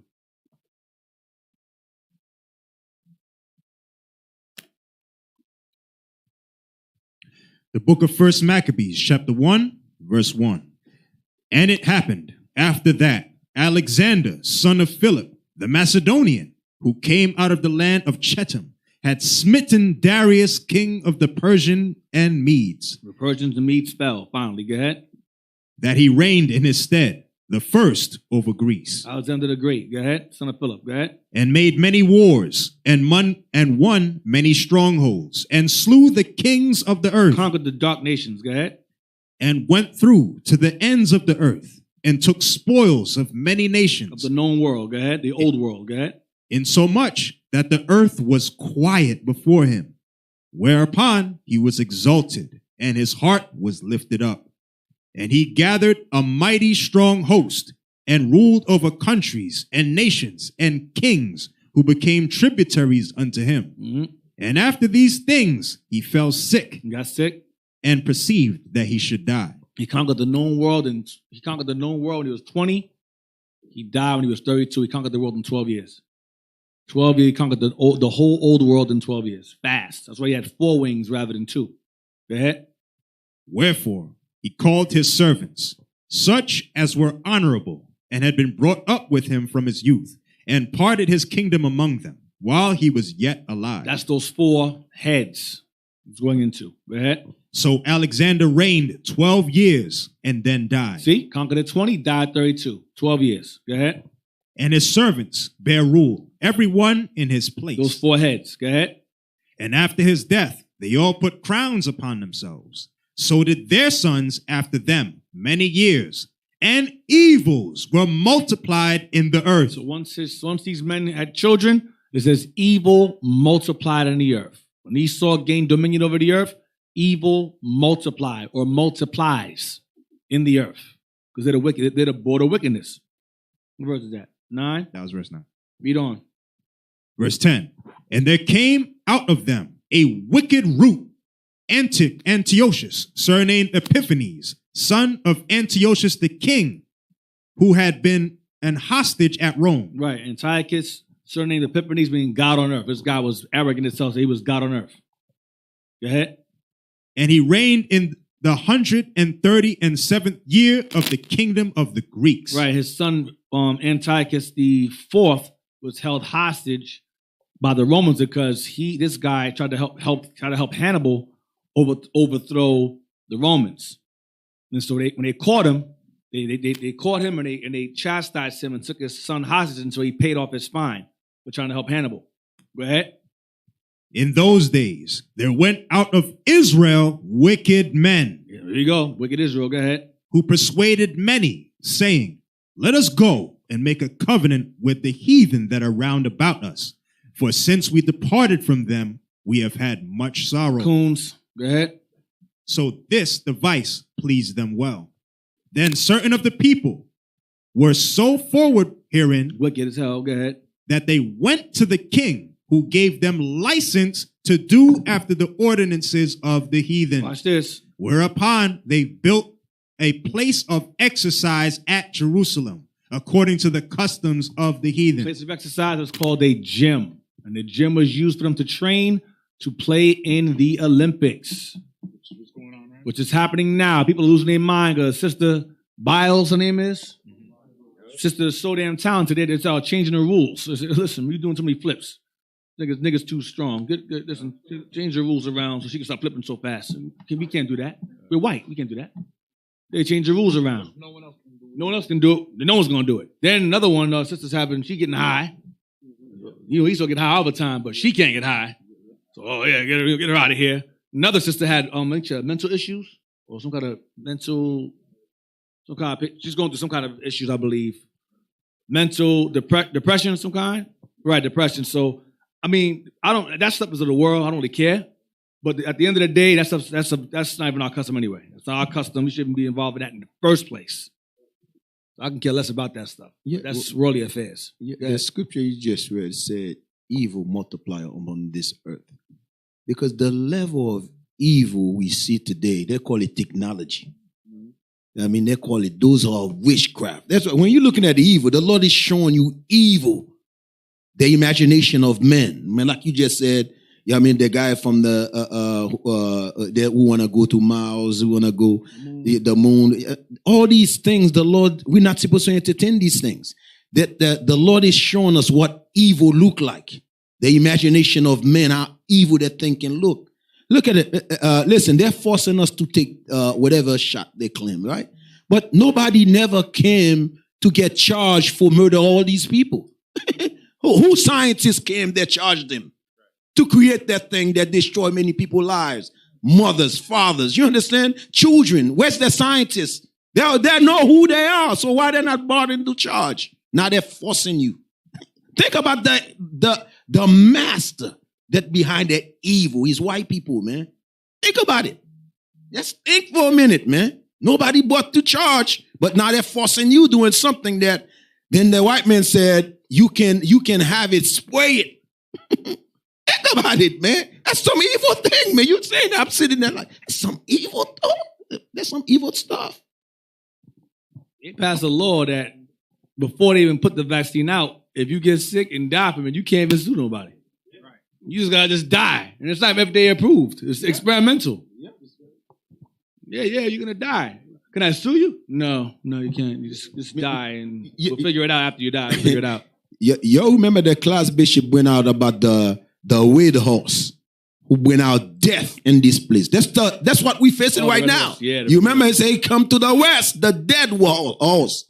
Their spirit is out here right now, inside men doing damage. Mm-hmm. Telling you, man. Where we at? We're at the end of verse 14. Read on.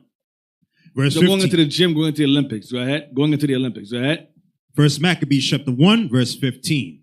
And made themselves uncircumcised and forsook the holy covenant. There's a book I have that says made themselves uncircumcised going into spiritually. You can't do that physically. But what Israel did do was physically is they would sew the foreskin back on. Because in the Olympics, you had to do these things naked. So when they would come out on the arena, people would mock them because we were cut. The men were cut down there. They would mock us. So in shame, we would find skins and sew it back on to give the appearance that we were uncircumcised, to fit in with the Greeks. That's what we would do. So we literally would make ourselves uncircumcised. Falsely.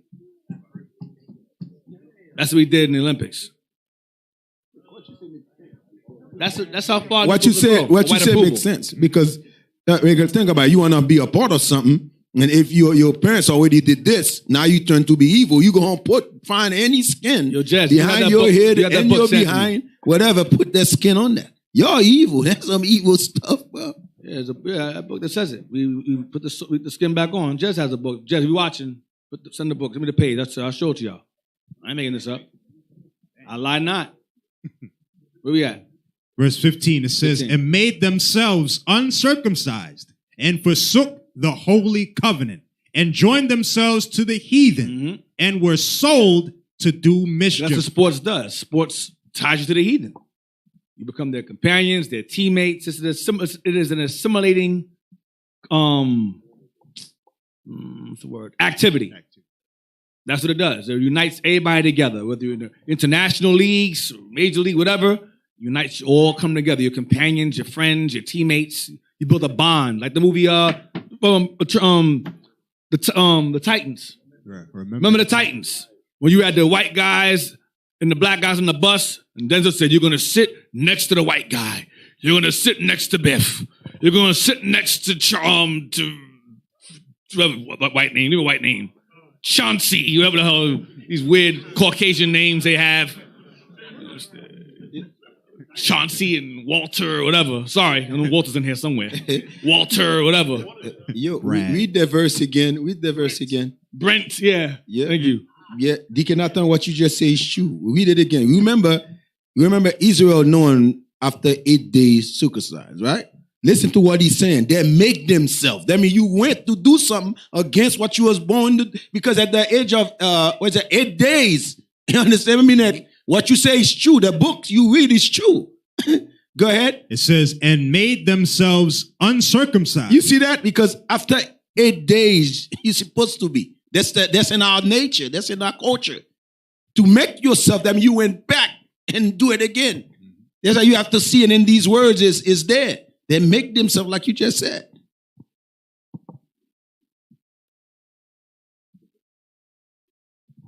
Because it's heavy, man. When you listen to this, the nations, what the title they hold, it's the most wicked people. I forget what book it said. The Lord given us to the most wicked nation. These nations are wicked people, man. They're the one who play on the side of the evil tree. I'm saying again, these nations are the one who play the part of the evil tree. Us, we was born to keep the part of the good tree. Their nature is to keep the evil tree, to do what's evil in the sight of God, man. That's why when we turn to do what evil, the Lord mad at us. Say, yo, I'm giving you all these things. But look what you become. We become degenerate every time we follow these dumb nations. Go ahead, D. Hey, let me get Ecclesiastes 1:7. Now, let me tell you all something. What Esau have been pushing, they've been pushing this for the last couple of decades. They say that we are running out of resources on the earth, and they say that the earth is overpopulated. You all hear that term? It's too much people on the earth. The earth is overpopulated. So you know what? Let's try to decrease the earth population through abortion, through vaccination, and through what else? Through war and so forth. But the main two things is abortion and vaccination. Read that for me. We had read this scripture earlier on. There's one thing I want to pull out from in there. Yes, sir. The book of Ecclesiastes, chapter 1, verse 7. All the rivers run into the sea. So remember, it's talking about, the analogy here is talking about the souls of men. All right, read on. Yet the sea is not full. Yet what? Yet the sea is not full. So all souls come here. The sea represent the earth. All souls come on the earth. Okay, but the Bible says that what? Read it again. Yet the sea is not full. The earth is not overpopulated. The earth is not full with too much men on the earth. You understand? So to hell with what Bill Gates say. To hell with what Flucci. That's what we call him, right? Fauci. That's the little midget. I mean? The little midget. To hell with that little midget do what he say. The little leprechaun. Okay? Read on. Read that again one more time. Yes, sir. So we got to, because I used to think the same thing, but as we read this Bible, we got to be like, listen, man, the earth is not overpopulated. That's what Esau is saying. Okay? Read that for me again. All the rivers run into the sea, yet the sea is not full. Unto the place from whence the rivers come, thither they return again. The rivers is talking about men, the souls of men. Okay, from the place from whence they come, they return again. The sea is talking about the planet Earth. Okay, it's not full. So to hell what they talking about, the earth is overpopulated, man. Yeah, but D, who the hell is him trying to tell us about our own earth? This is our earth. Let us worry about this if it's overpopulated. Who the hell is that? Who the hell is that white boy? You ain't nobody but a demon. The hell, let us worry about if it's overpopulated. Who the hell is you? You ain't nobody. Send some stuff. Go to Telegram real quick. Send us some stuff. I'm trying to find that. Hopefully he finds that book. I have it. So many pages on. Bishop sent me. Thanks, Bishop.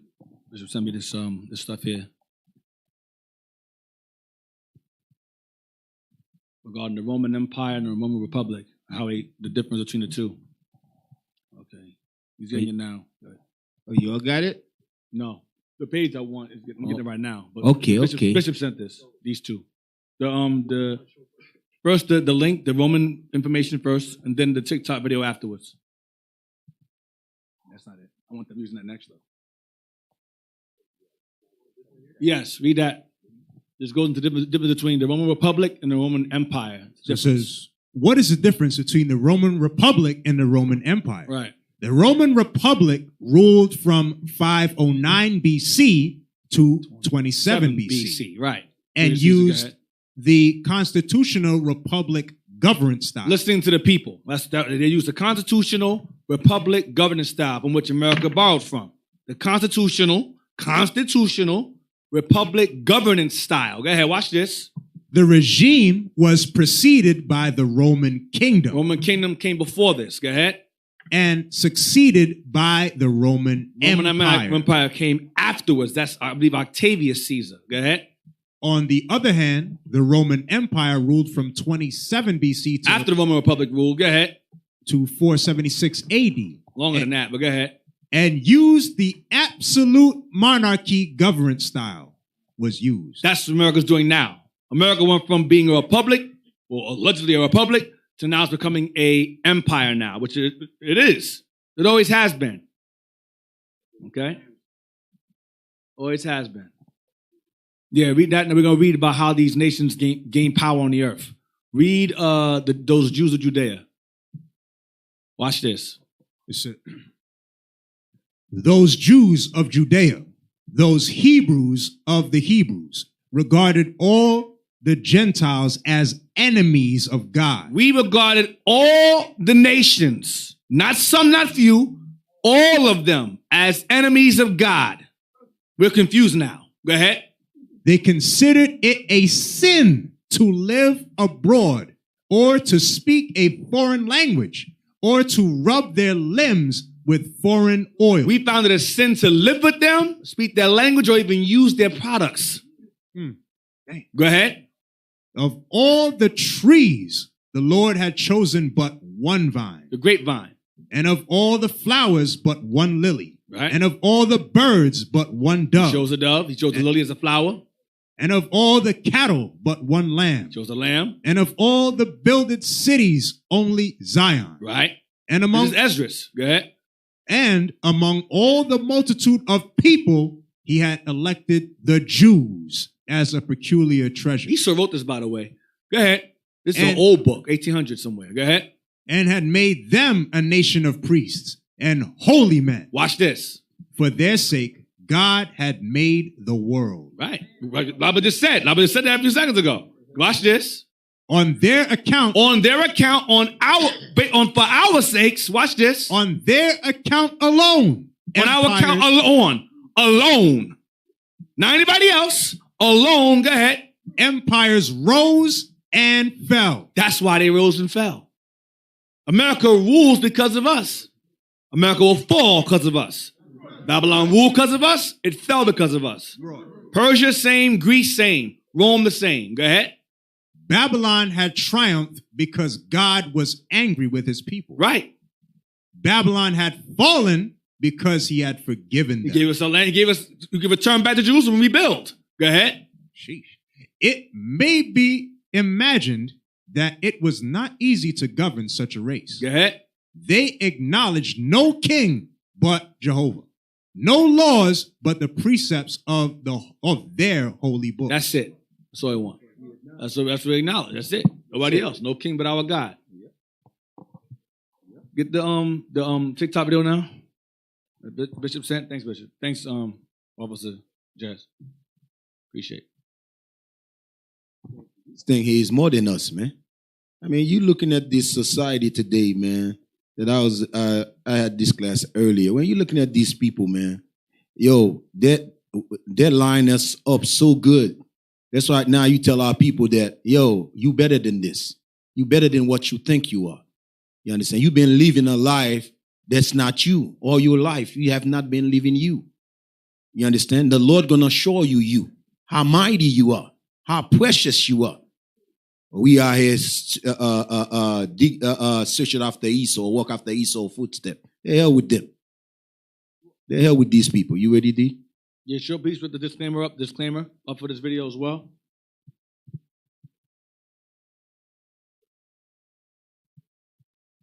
It's just crazy, man, how we lost all our tastes, man. How we lost our culture. I mean, how we lost everything. Now they see us coming back. They have already put a title on us. We are a hate group. But we have not killed anyone. We have not murdered anyone. You understand? Because of the welfare of our people. We come back to wake them up out of the dead state. They're saying that we hate. But when we was the drug dealer in the neighborhood, they was not put no title on us. Now this video, some of you may have taken it already. Yep, give D some water. No, I got you, D. Yeah, you get some. Yeah, I got you, D. Yeah, go. Yeah, no, water. Dang. Wait. Yeah.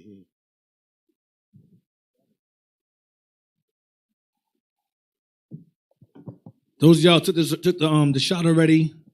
This is the disclaimer. You took it, and I'm not speaking against those who've taken it. Some of us have jobs that have a mandate to take it. We're not trying to scare you or spook you or be fearmongers among you. We're just making it clear that Esau has an agenda, and just be mindful. That's all we're saying. Don't flip out. The Lord, at the end of the day, the Most High is the Most High is over life and death. So at the end of the day, the Most High is over us. So look after us. Just keep that in mind before you watch this video. That's keep that in mind. You got the right. The Lord going to have mercy upon us. The Lord have to have mercy upon us in these last days, man. Because it's all type of thing they put in out there to kill us. You understand? I know. Let me tell you all something. For those of you all that be watching other camps, because I know a lot of you be jumping all over the place. Listen, there's some people teach that the mark of the beast is, you know what? Is that vaccination. So if getting the vaccination is the mark of the beast, right? That mean right. Not just that. That mean election is closed. You understand? That's what that mean. That mean that nobody that took that vaccine could ever repent. You understand why? Because they got the mark of the beast. Correct? That means election is closed. So what if somebody got vaccinated and we teaching on the street and they learn that they Israel? And they like, oh, damn. And they believe in the Bible. Oh, you got vaccinated so you can't come to the school no more? You can't come to the school? So what? So you understand how the doctrine make no sense? Okay, so as I said, as we said here in IUIC, we got to trust in the Lord. Right. Fast and pray. Some of you all ain't going to have no other choice, and we could only trust in the Lord. Deacon Asaph touched on that last week and this week. Night. Mm-hmm. Anyone pushing that doctrine, just email us the solutions you have for the problem to avoid it. What we to do to avoid it. What problem? Brothers lose their jobs based upon not taking it. Do you have jobs available to give them to take care of their families and so forth? Just send us those applications you have with your prospering businesses. We can come and work for you when they quit their jobs and so forth. Your solutions. Play the video, please. Most of these guys that say don't take the vaccine are bums. They have no jobs. Live off their camps. Live off their congregations. They have no jobs. So they can't quit anything. They have no job to quit. Hear that? Mr. Pfizer has stated that it is now too late to save any person who has been injected with any COVID-19 vaccine. He urges those who have not yet been injected with the deadly compound to fight for the continuation of humans and the lives of their children. The world-acclaimed immunologist goes on to outline the process which he says will kill the vast majority of people now alive. Immediately on receipt of the first injection, around 0.8% of people die within 2 weeks. The survivors have a life expectancy of 2 years on average, but this is decreased with every top-up or booster injection. Down at the bottom, billions are already condemned to certain unchangeable and agonizing deaths. Each person who has received the injection will certainly die prematurely, and 3 years is a generous estimate. Please share. All right, this won't be up. Scientist of Pfizer has stated that it is now too late to save any person who has been injected with any COVID-19. Legend. Y'all watch that movie and watch at the part with when they said how people start turning into zombie and dropping dead and what destroyed the world. You know, Hollywood knows the truth, man. Hollywood knows the truth, and they put little things out there. They said 2-3 years after vaccination, they said everybody start turning. Mm-hmm. You know, that's what they said in, you know, I Am Legend. Is I Am Legend? Yeah. You know, so as I said, all we could do is fast and pray for the Most High to have mercy upon us and to come back and deliver us from the hands of our enemies. Yeah. You know, if your enemy ain't doing bad things to you, then you ain't gonna want to be delivered from him. Because right. Some of you all is comfortable here in Babylon. Mm-hmm. You got the nice house, the nice car, the nice job, and you comfortable. Mm-hmm. But guess what? When your enemies turn up on you and start oppressing you, guess what? You're gonna be praying to the Lord, Lord, please deliver me out of Babylon. You know what I mean? So that's where the Most High need to take a lot of you brothers and sisters. That's the point he got to take you all for you all to reach out to him, man. Yeah, just pay attention, man. Ask the Pharisee what Rome do 70 AD. You know what I mean?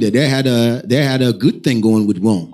But when the judgment come, ask them what Rome did to their family. You know what I mean? It's the same thing. The white man's spirit has not changed. Just what Deacon Athan said.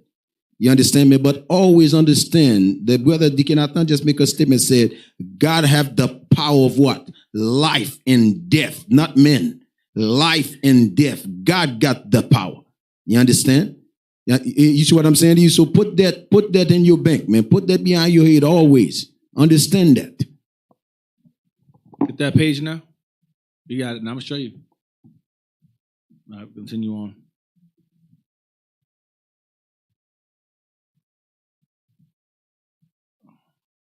There's 2 pages. There's 145 and 146. Made themselves uncircumcised. This is it. Wish he marked it. Lord 45.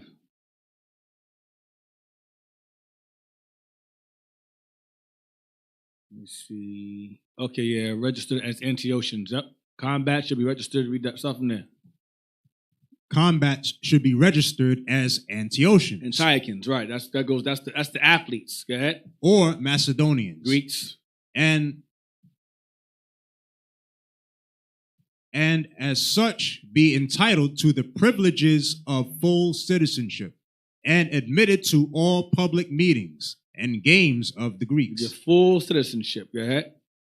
Games were serious occupations to the Greeks. Like a lot of our brothers and sisters who like from different countries and so forth, they get citizenship because they're athletes now. Soccer teams, basketball teams, they get rights to all kind of full citizenship and all that stuff. No green card, none of that. Go ahead. Not mere amusements. It says games are serious occupations to the Greeks. Go ahead. Not mere amusements, but rather the aim and end of life. Esau loves sports. You know this. They lose their mind. Go ahead. The Grecian settlers in Palestine and Phoenicia maintained the national tie with their brethren at home by introducing the Olympian Games, held every 4 years in the land of the barbarians. And such of the latter as were allowed to take part in these games felt themselves greatly honored by their admission to the Greek nobility. The white man loves me. He accepts me in sports. Go ahead. By introducing gymnasia into Jerusalem, Jason and the Hellenists, Greek Jews, hoped to obtain the right of Greek citizenship for the Judeans. Assimilation. Go ahead. And thus to diminish the hatred and contempt from which they suffered. Rather than hate the white man, let's embrace the white man's sports instead. That's what Jason was implementing. Go ahead. As soon as Antiochus... Jason will be the past version of Jesse Peterson. Jesse Lee Peterson? Lesbians, him? That dude. That's Jason. Back again. Go ahead. As soon as Antiochus had conceded the privilege for which the Hellenists had petitioned, Jason took great interest in superintending the exercises which were to be practiced. Jump down. I don't want to read all this all day. Go down to the part where they cut themselves on generation jumping. Okay, go to it comprised of. They comprised a gymnasium for what? No, stop. They comprised. Oh, I see. Okay. See what it says here. Watch. It comprised a gymnasium for youth. For the young. Go ahead. And what's that word? Amphibian. And amphibium for boys. Go ahead. Greek masters were most probably hired to teach the Judean men and youths their games, which consisted in racing, relay racing, jumping. They jump real high with that big stick and jump over. Go ahead. Wrestling, in throwing discs, and boxing. See? Greek stuff. Nothing new. Go ahead. It soon became evident, however, that these games, which owed their origin to quite a different mode of life, were incompatible with Judaism. Were incompatible with God's laws. Incompatible. Read right there. Judean youths were consented to compete with what? The Judean youths were consented. Who consented? Yes, sir. The Judean youths who consented to compete were therefore compelled to overcome their feeling of shame and appeared naked in the sight of the temple. Be naked. Watch this. Besides, in uncovering their bodies, they could immediately be recognized as Judeans. Why? Because they were circumcised. Watch this. But they were to take part in the Olympian Games. Go ahead. And expose themselves to the mockery of the Greek scoffers. Right. Expose themselves to the mockery of the Greek scoffers, the audience in the arena. Watch this. Even this difficulty they evaded by undergoing a painful operation. What did they do? As to disguise the fact that they were Judeans. Youths soon crowded to the gymnasium, and the young priests neglected their duties at the temple to take part in the exercises of the palestria and the stadium. Mm-hmm. The pious saw the terror this adoption of foreign customs, but they held their peace. Go down. It's at the surgery. Go down. I think that was it. Let me see. Project Greek Customs, administration, Jason's money. Go down. That's it. You know, increase rating, well, it alluded to it. That was it. Go back up. Go to the top again. That alluded to it. The operation. That alluded to it. Go up again. Themselves. Even this difficulty to what? It said themselves to the mockery of the Greeks. Even this difficulty they evaded. Mocked by the Greeks. They what? They evaded by undergoing a painful operation as to disguise the fact that they were Judeans. They will put skin back on. That's what it's going into. Another book says it in detail, but this one's vague. It touches it. But they had skin surgically put back on. Skin graft, basically, right. To put the skin back on. Want to say something about that? Oh, all right, that's it. Where we at? Hey, Dick, that goes into what we read when we read in Maccabees, where it says, hating the honor of their fathers and loving the glory of the Grecians more. For you to go and reap the foreskin, sew it back on. You know what I mean? That's showing that you despise the covenant, because what that represent, the foreskin? That represent the covenant circumcision, the covenant. Mm-hmm. Okay, so for you to go and find some foreskin and sew it back on, it show you how our forefather in the time of the Greeks, how they hate their customs, their culture, and they love the cultures of the Grecians more. Even today in society, no, I'm not gonna, you brothers that coming into the truth, some of you all is boxers, some of you all is athletes and so forth. Listen, you waking up to the truth that you Israel and you are in them field, listen, just make plans. You know what I mean? That's what we could say. Make plans. You know, you in the NFL and so forth, make plans. Make plans to have an exit plan. You understand? But that's your job, and you got to make that decision. We're not going to tell you quit your job. You know, every man got burdens that Christ said you got to take your burden and follow after him. You got to make your decisions. But know that it's against our customs. It's against our laws. Okay? First Maccabees 1 and verse 41. Jump to verse 41. First Maccabees chapter 1, verse 41. Moreover, King Antiochus wrote to his whole kingdom that all should be one people. That's democracy. Go ahead. And everyone should leave his laws, So all the heathen agreed according to the commandment of the king.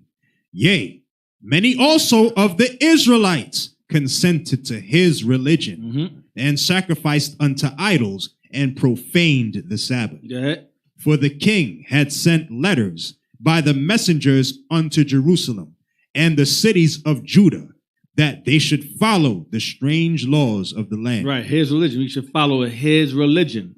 Those are called his laws, his religion in verse 43. Go ahead, because remember, democracy and Christianity go hand in hand.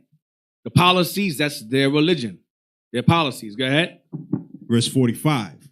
And forbid burnt offerings and sacrifice and drink offerings in the temple, and that they should profane the Sabbaths and festival days. And you stop keeping our own feast days and keep theirs. Go ahead. And pollute the sanctuary and holy people. To pollute us. Go ahead. Set up altars and groves and chapels of idols. That's churches. Go ahead. And sacrifice swine's flesh and unclean beasts, that they should also leave their children uncircumcised and make their souls abominable with all manner of uncleanness and profanation. Right. Go ahead. Watch this. What's the whole point of this? Watch this. To the end that they might forget the law and change all the ordinances. And change all. So what was the purpose of this? So this is a mandate. This is a mandate. This is a mandate by the leopard. The Greeks passed a mandate that we can no longer be Jews. No longer be Jews. A law being passed by the Greeks, you can no longer observe your customs as the chosen people. Yeah. That thing is heavy. Hold on, brother. Read that verse again, please. Verse 49. To the end they might... No, before that verse. Verse 48.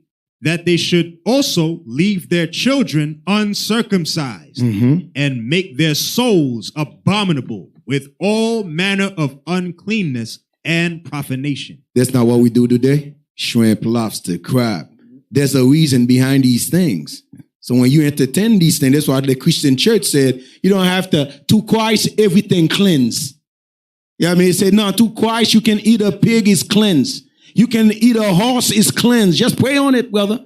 You can eat doo-doo, is cleansed. Just pray on it. You understand? Everything is cleansed. You understand? It's cleansed. Just pray to the Lord. Everything is good. You know what I mean? Because they don't want to keep no laws. They don't want to apply no commandments. You understand? The wicked soul of theirs says, nah. The commandment is going to wake me up to see myself. But they don't want to face themselves. It's too shameful. Look what we become. Look what we at in Babylon, man. It's a disgrace what we become in Babylon. Our people refuse to repent and turn back and look at themselves in the mirror. You better than this, sis. You better than that, brother. Go ahead. To the end, they might forget the law and change all the ordinances. That's all I want.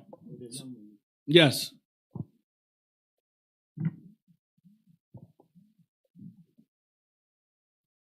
Hey, Shalom D. So with the boxing thing, right? Let's say you take it up for self-defense. Is it because it's in Greek custom not to do it like I got some confusion with that. Okay. All right, brother. Listen, it's okay to fight. You understand? Our forefathers, we went over this already. Our forefathers know martial arts, man. Right. We are the founders of martial arts. So, but Esau took it as a sport. You know what I mean? That's what they did, because when you go back in history, they had the also what you call it, the gladiators and so forth. What they would do, fighting, right? Not with just swords, but with hands and so forth. Esau took all of that and they make it a sport and enjoyment for them to sit on and watch at it, and you know what I mean? But when we learn to fight in defense of ourselves, like Judah Maccabees, could they knock a dude head off with their fist? Hell yeah. You know what I mean? King David. You think you could have messed with him? No, he knocked you out. You understand what I'm saying? Right. You know, so it's okay to learn to fight, brother, in self-defense. Okay, not to use that skill, like, because he got many different form of martial arts and martial art tournaments and so forth, but not to use that skill to know you go to the to greet, right? Now you a boxer. Now you going on Saturday night, Friday night. You up there boxing. You going into that whole realm, entertainment and so forth. Now you doing it as a sport. Okay, now we going into the Greekish fashion. You know, you ain't doing it to defend yourself and your nation and your people. You understand? You're doing it now because you're trying to become famous in this world. I did a class a long time ago. I'm not gonna say, Bishop gonna curse me out. That runs through my mind. Walking with it. That's why. That's where I got it from. I'm like, yo, we touched this already. That's why I said that. Walking with the Giants. With the Giants. Remember, we went over that. I tell you, Benji was left-handed with the slingshots, man. Yeah, man, but you see, these things can be used for self-discipline. I mean, a lot of sport, you can do it for self-discipline. You understand? There's nothing wrong with that. But when, like Deacon just said, when you decide to use it, you know what I mean, the wrong way of it, now you fighting one another. You know what I mean? The Lord saying don't entertain that spirit. That spirit is nothing right in that spirit. Right. For instance, if you brothers, you got your son and you training your son right now, you're watching class, but you are training your son because you have a goal that you wanted to fulfill and you never fulfill it. So you want your son to join the NFL. I want my son to join the NFL, so I'm going to train him. So every Saturday or Sunday during the week, I'm out there training him because I want him to be a boxer. Or I want him to join the NFL because I want to fulfill my dreams through him. Live vicariously through your son. Right. Brother, you off. Yeah, that happened in Connecticut. Brother, his son was so good in playing football, then he didn't know what he wanted. Either he going to serve Christ or serve their son. He chose to serve his son. Where we at? That was it, right? First Maccabees? Yeah, we ended at verse 49. Give me 2 Maccabees 6:6.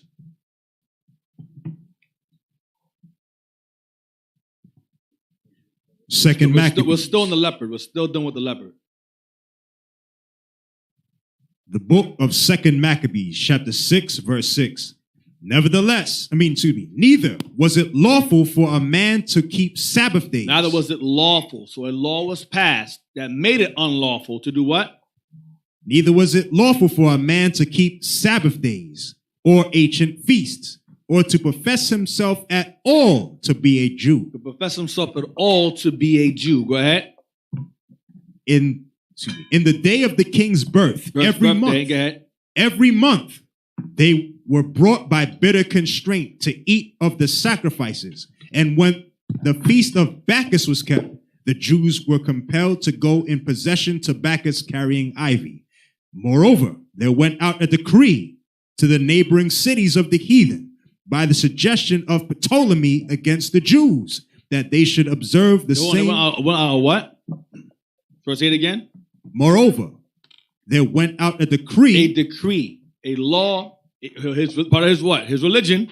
Go ahead. The what? To the neighbor cities of the heathen by the suggestion of Ptolemy against the Jews, that they should observe the same fashions and be partakers of their sacrifices. I'm showing y'all that the heathens always had it where they passed laws, mandated laws, mandatory laws that would occasionally go against us, that were against us. This is the Greeks here. Go ahead.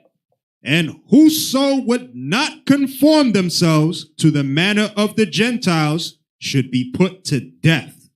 That then might a man have seen the present misery. Go ahead. For there were 2 women brought who had circumcised their children, whom when they had openly led round about the city, the babes hanging at their breasts, they cast them down headlong from the wall. And the others that had run together into caves nearby to keep the Sabbath day, secretly being discovered to Philip, were all burnt together. Damn. Because they had made a conscience to help themselves for the honor of the most sacred day. Yeah. Now I beseech those that read this book that they be not discouraged for these calamities. You should not be. So those who read this book, I beseech you should not be discouraged reading this for these calamities. Why? But that they judge those punishments not to be for destruction, but for the chastising of our nation. For the chastening of our nation. Go ahead. For it is a token of his great goodness, when wicked doers are not suffered any long time, but forthwith punished. Go ahead. For not as with other nations, whom the Lord patiently forbeareth to punish. God is patiently waiting to punish the other nations. Go ahead. Till they, watch this, till they become to the fullness of their sins. So dealeth he with us. See that? Nations have a time limit to do what God allows them to do to us, including the vaccinations. God says, okay, go ahead and do that. I got something for y'all. Go ahead.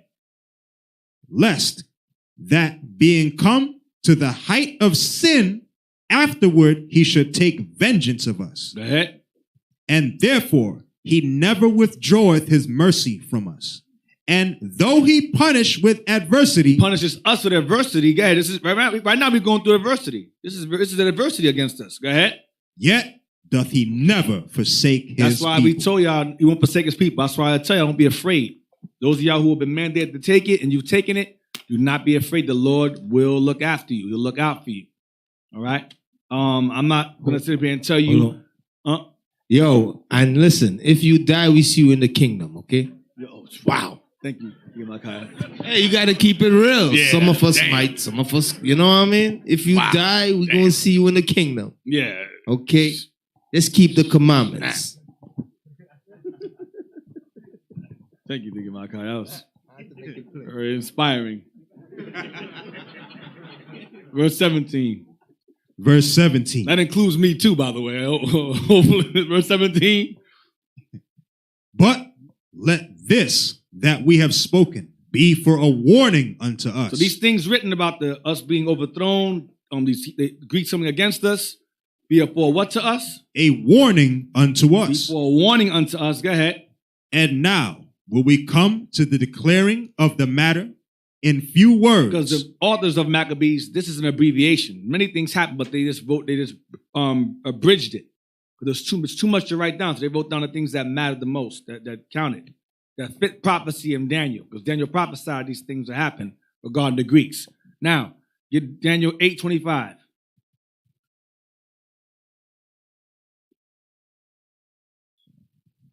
The book of Daniel, chapter 8, verse 25.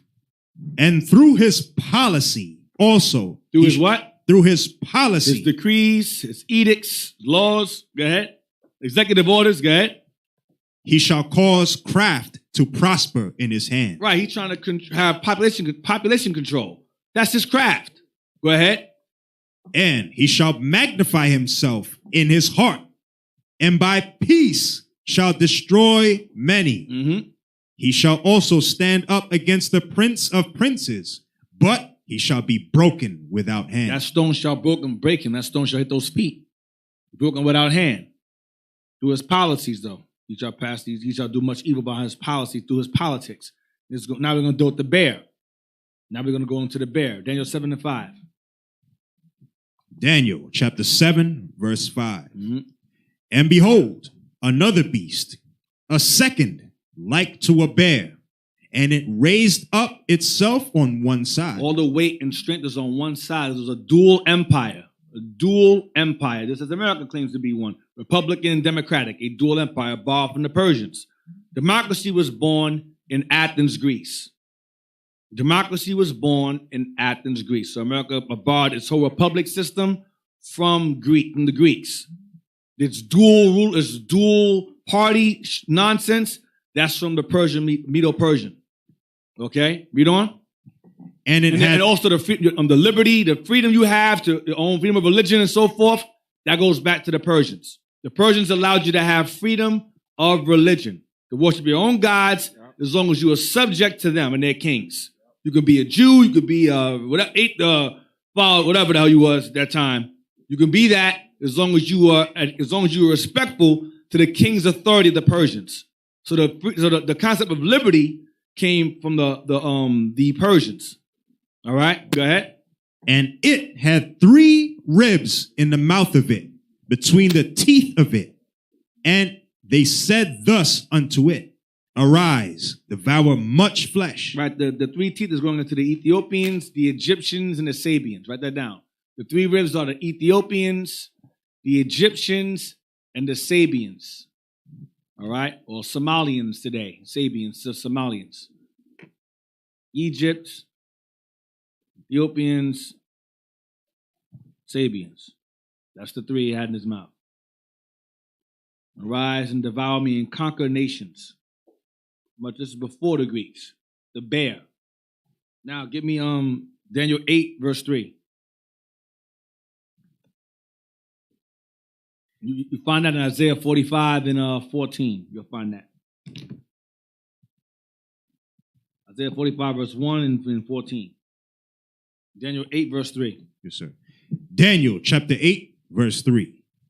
Then I lifted up mine eyes and saw, and behold, there stood before the river a ram which had two horns. This ram had two horns. Watch this.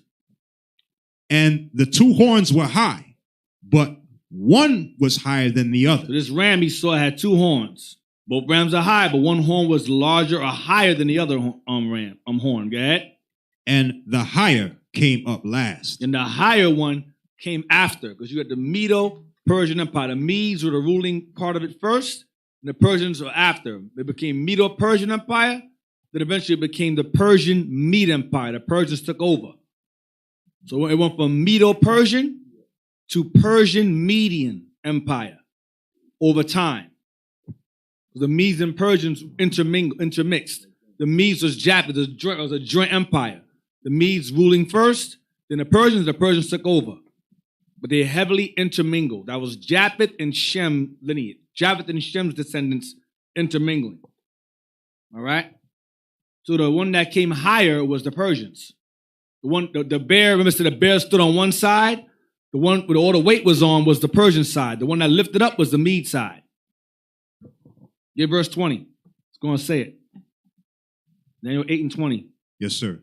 Daniel chapter 8, verse 20. The ram which thou sawest having two horns are the kings of Media and Persia. Kings of Media and Persia. The next verse tells you that the Greeks conquered this. The goat, which is a goat, conquered the ram, going into Alexander. Now, give me Ezra 4. Now we're doing with Persia now. The bear, we dealt with the Greeks, leopard. Now we're doing with Persia, the bear.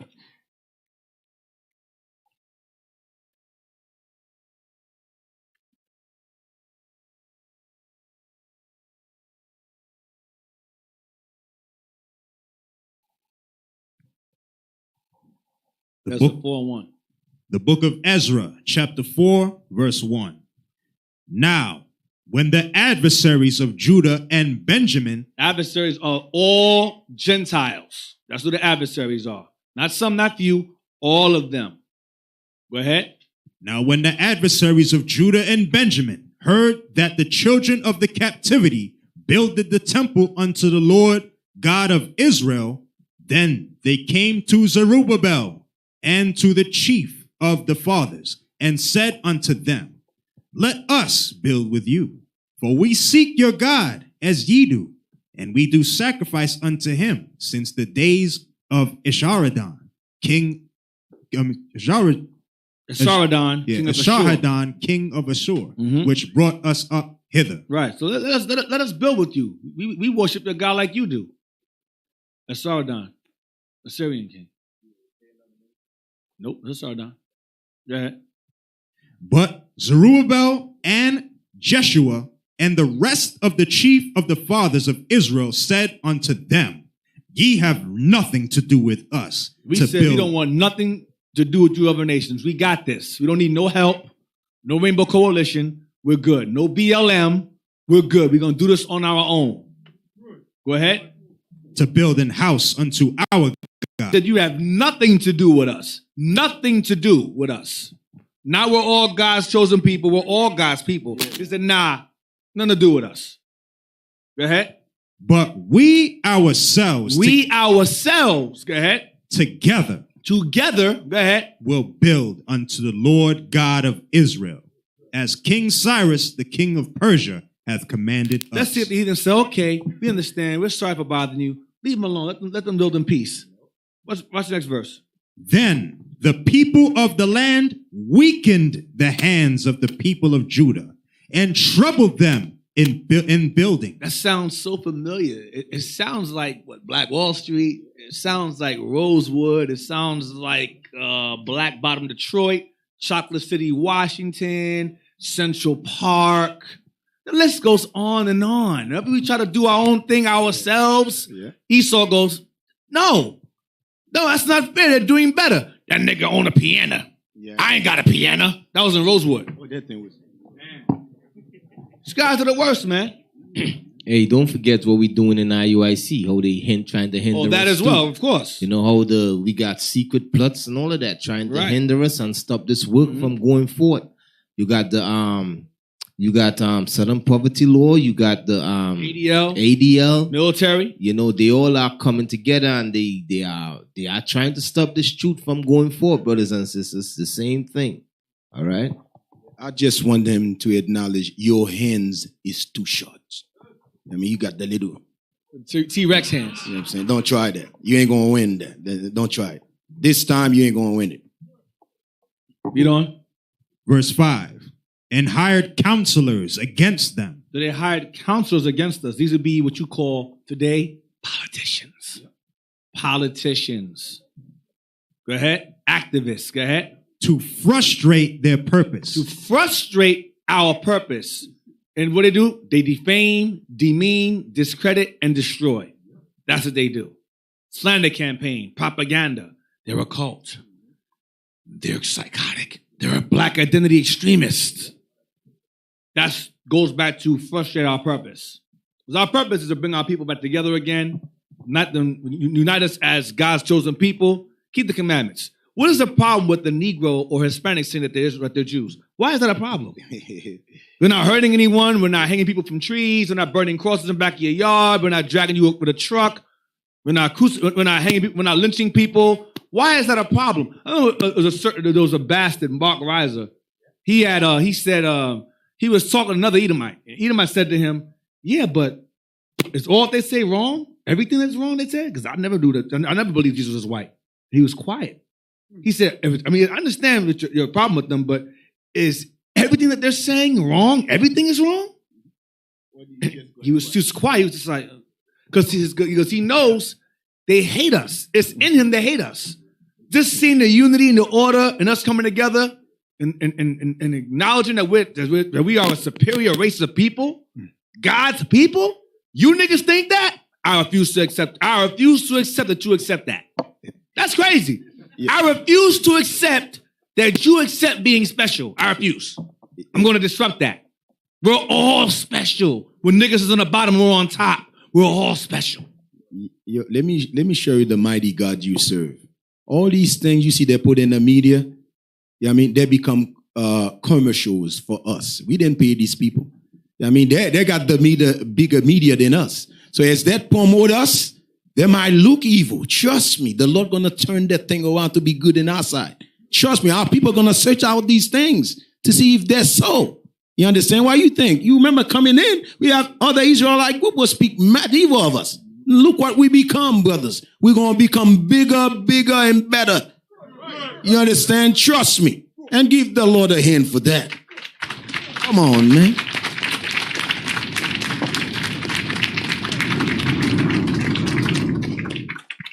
You know, verse 6? Verse 5. And hired counselors against them to frustrate their purpose. Mm-hmm. All the days of Cyrus, king of Persia, even until the reign of Darius, king of Persia. So they gave us a hard time for a number of years, from Cyrus to Darius. Go ahead, from grandfather to like his son down the line. Go ahead. And in the reign of Ahasuerus, in the beginning of his reign, wrote they unto him an accusation against the inhabitants of Judah. Slander. They wrote to the politicians. Go ahead. Accusation against the inhabitants of Judah and Jerusalem. Verse 7. So when this king was ruling, Ahasuerus would be Cambyses II. That's what this guy is. Cambyses II in verse 6. Go ahead. And in the days of Artaxerxes wrote Bishlam, the Smyrtus, go ahead. Mithridath, Tabeel, and the rest of their companions, unto Artaxerxes, king of Persia. In the writing of the letter was written in the Syrian tongue and interpreted in the Syrian tongue. Go ahead. Rehum the chancellor and Shimshai the scribe wrote a letter against Jerusalem to Artaxerxes, the king. You know what this is called? It's called a petition. They had a petition to write against us, to pass, to mandate us from continuing to build our city back from the ruins of Babylon. Destroyed it. So what I'm showing you is that even among the Persians had it where they would have it where we were mandated to no longer be able to build our own homeland back, even though the Persian King Cyrus gave us orders to do so. They basically passed legislations or the councils came and made it where legislations are passed so that we could not rebuild our city again. Mandates. Go ahead. Artaxerxes the king in this sort. Then wrote Rehum the chancellor and Shimshai the scribe and the rest of their companions, the Danites. It's all right. I can't pronounce it either. And the whatever. Yeah, whatever. Those names, whatever. And the whatever. Whatever men. All right, I'm just gonna jump to verse 10. Yeah, Pharsakites, right, okay, yeah. Archavites, Babylonians, Sushanites, Dehavites, and Elamites. Go ahead. Verse 10. And the rest of the nations, whom the great and noble ass snapper. That ass snapper.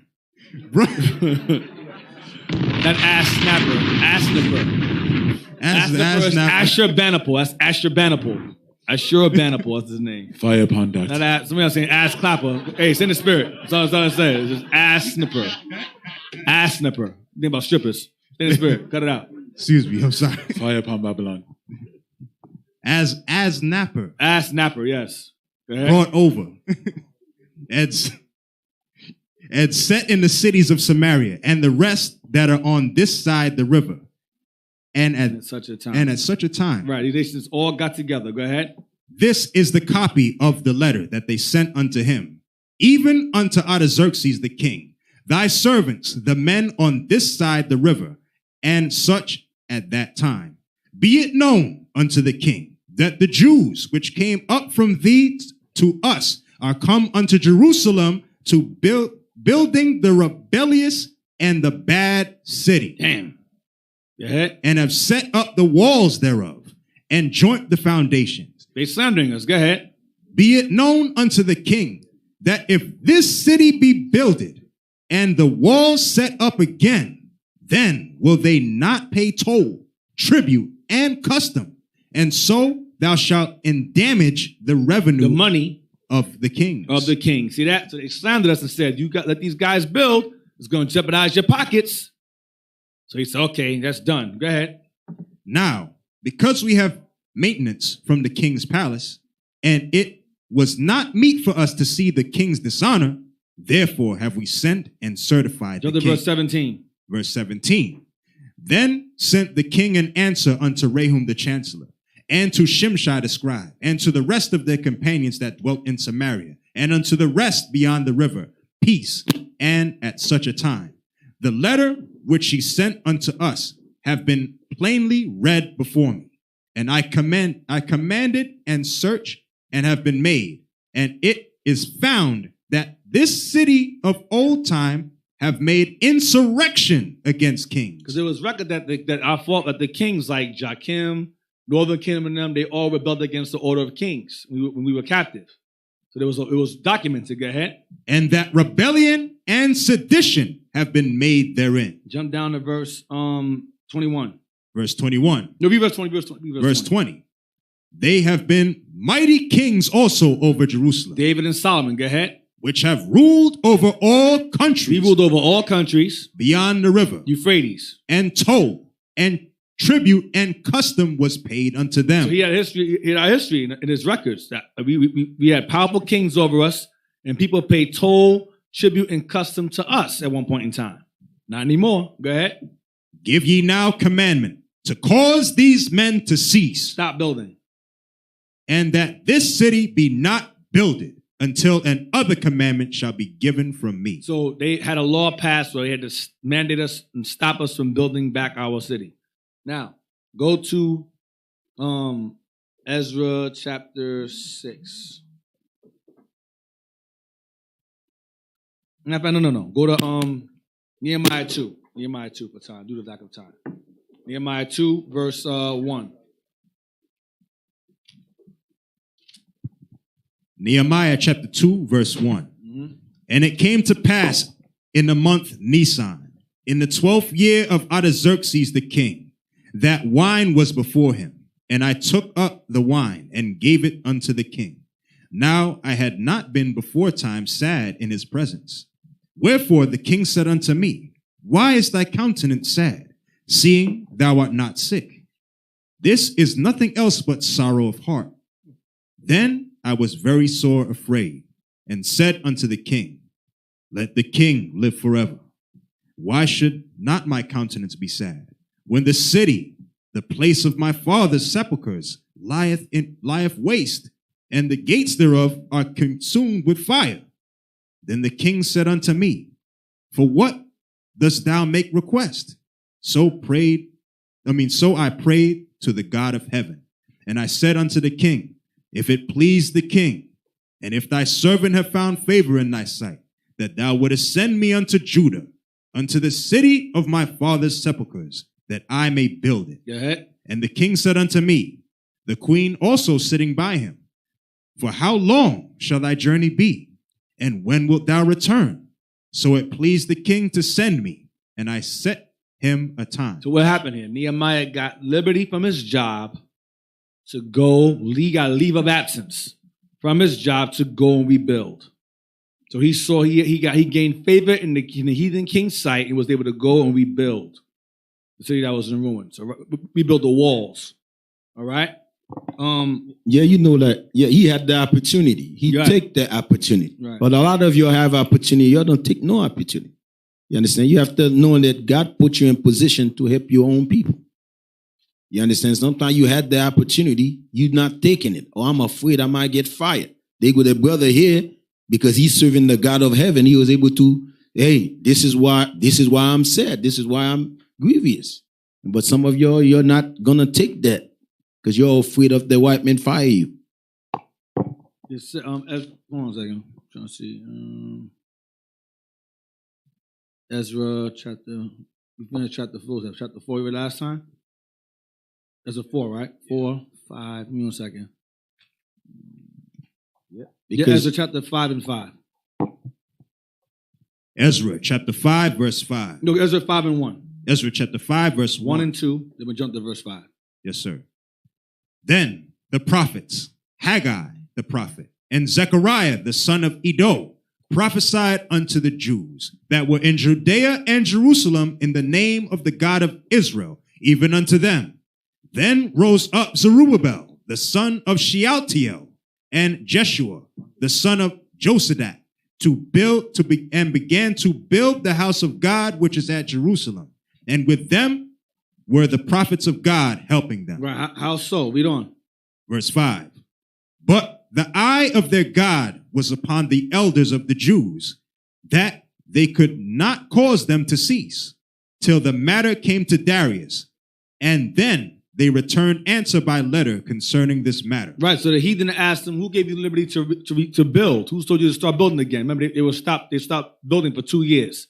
And they started building again. So the heathen came again and saying, who told you guys to build a second time? Go ahead, watch this.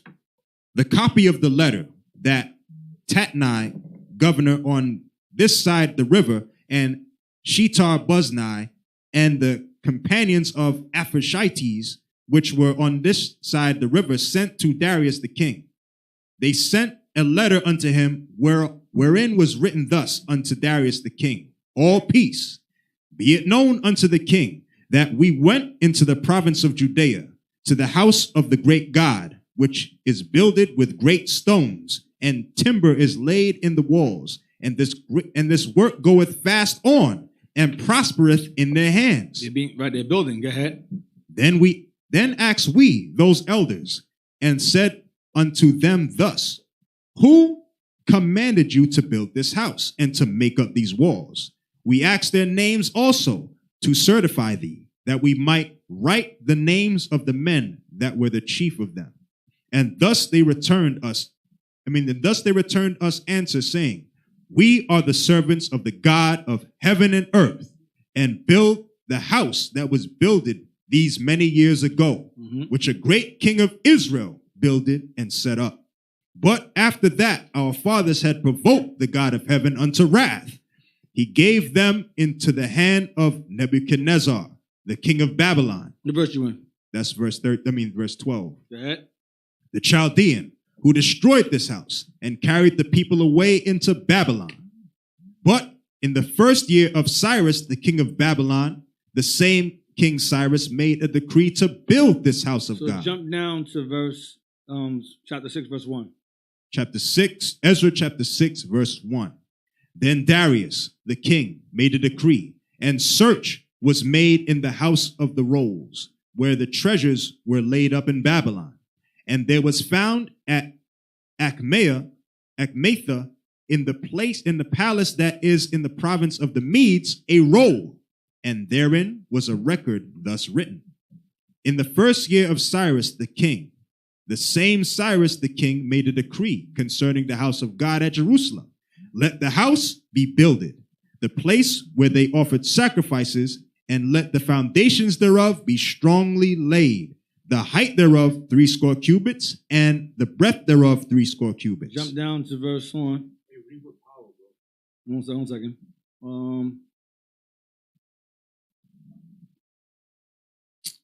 I'll see what it says. Go to verse 14. Verse 14.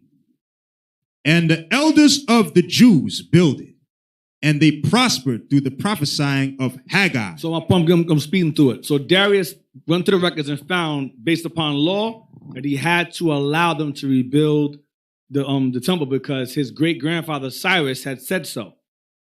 So they went through law, legislature, and went to the king and said, listen, we have a right to build because your great-great-grandfather said we can build. So Darius searched the records and said, okay, you guys are right, you can build. Leave them alone. So they went that route. They went to legal route and managed to get the Most High gave them favor in that he allowed the Persian king to go through the records and find that we had the legal right to rebuild the city. You understand? Under Darius. There's a lot of reading. That's why I'm trying to skim through it. Go back to Nehemiah again. Nehemiah 2, verse 10. This is before, because that was before Nehemiah. That was Zerubbabel, and Jeshua. So now I'm going back to Nehemiah now. Nehemiah is after. Go to Nehemiah 2, verse 10. Nehemiah chapter 2, verse 10. When Sanballat the Horonite and Tobiah the servant, the Ammonite, more heathens, go ahead, heard of it, it grieved them exceedingly that there was come a man to seek the welfare of the children of Israel. Whenever a man rises up to seek the welfare of his people, the heathen get upset. J. Edgar Hoover is a prime example. KKK is a prime example. He's a prime FBI, prime example. CIA, prime example. ADL, prime example. SPLC, prime example. All right, read on. Alphabet boys. Read on. So I came to Jerusalem and was there 3 days. Go to verse 18. Verse 18. Then I told them of the hand of my God, which was good upon me. Remember the king he was a king's cupbearer. So the king gave him legal right to take leave of absence from his job and to rebuild what was left over to be rebuilt of Jerusalem, which is the walls and some of the homes that were burned down. Go ahead.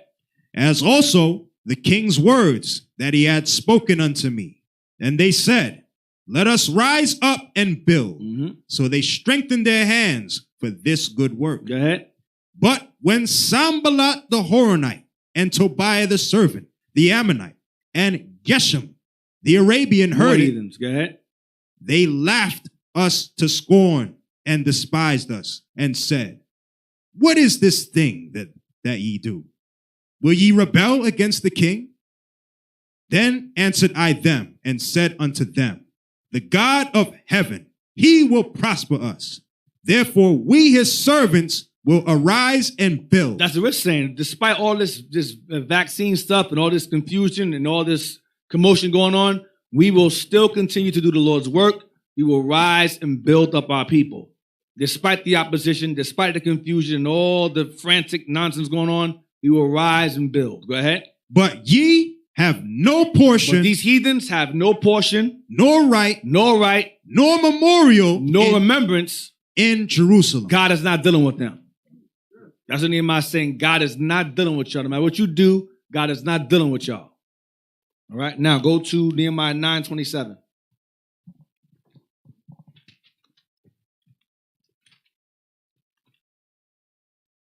Nehemiah chapter 9, verse 27. So what I'm showing you is that the heathens throughout time always had a way where they would have mandated laws to go against us. In times when we were trying to build. Go ahead. Therefore, the Greeks had decrees. Then the Persians then had decrees as well. Same thing. Go ahead.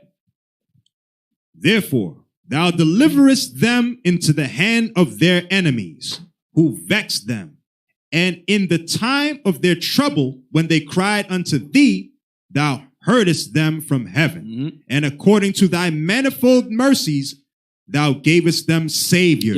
Gave us saviors. That's the book of Judges. Go ahead. Who saved them out of the hand of their enemies. Go ahead. Jump down to verse.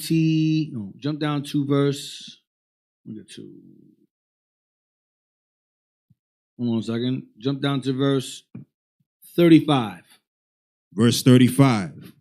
For they have not served thee in their kingdom, and in thy great goodness that thou gavest them, and in the large and the fat which thou gavest before the large and fat land, go ahead, which thou gavest.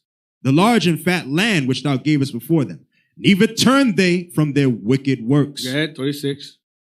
Behold, we are servants this day. So Nehemiah is saying, behold, we are slaves or servants this day. Go ahead.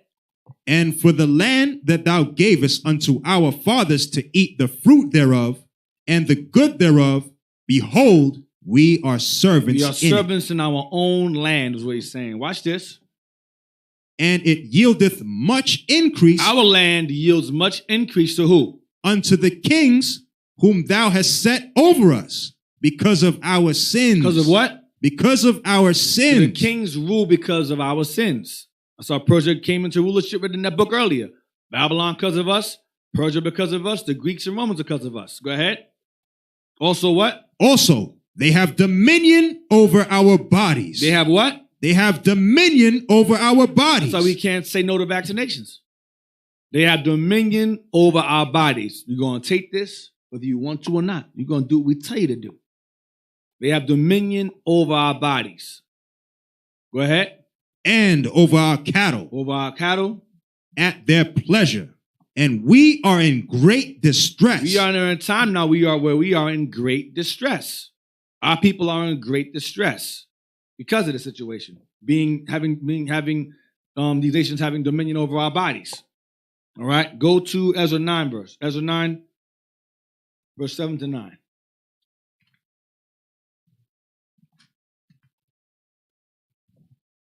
The book of Ezra, chapter 9, verse 7.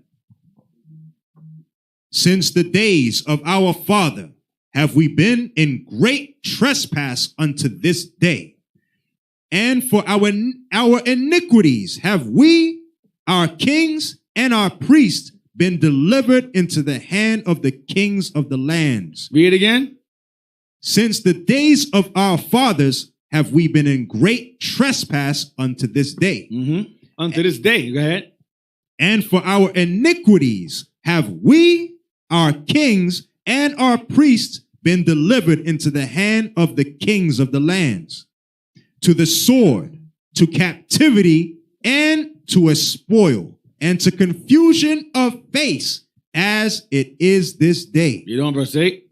And now, for a little space, grace have been showed from the Lord our God. And this time, grace has been shown to us through his son. Go ahead. And this time, go ahead. To leave us a remnant to escape. The Most High is going to have a remnant of us that's going to escape this land. Go ahead.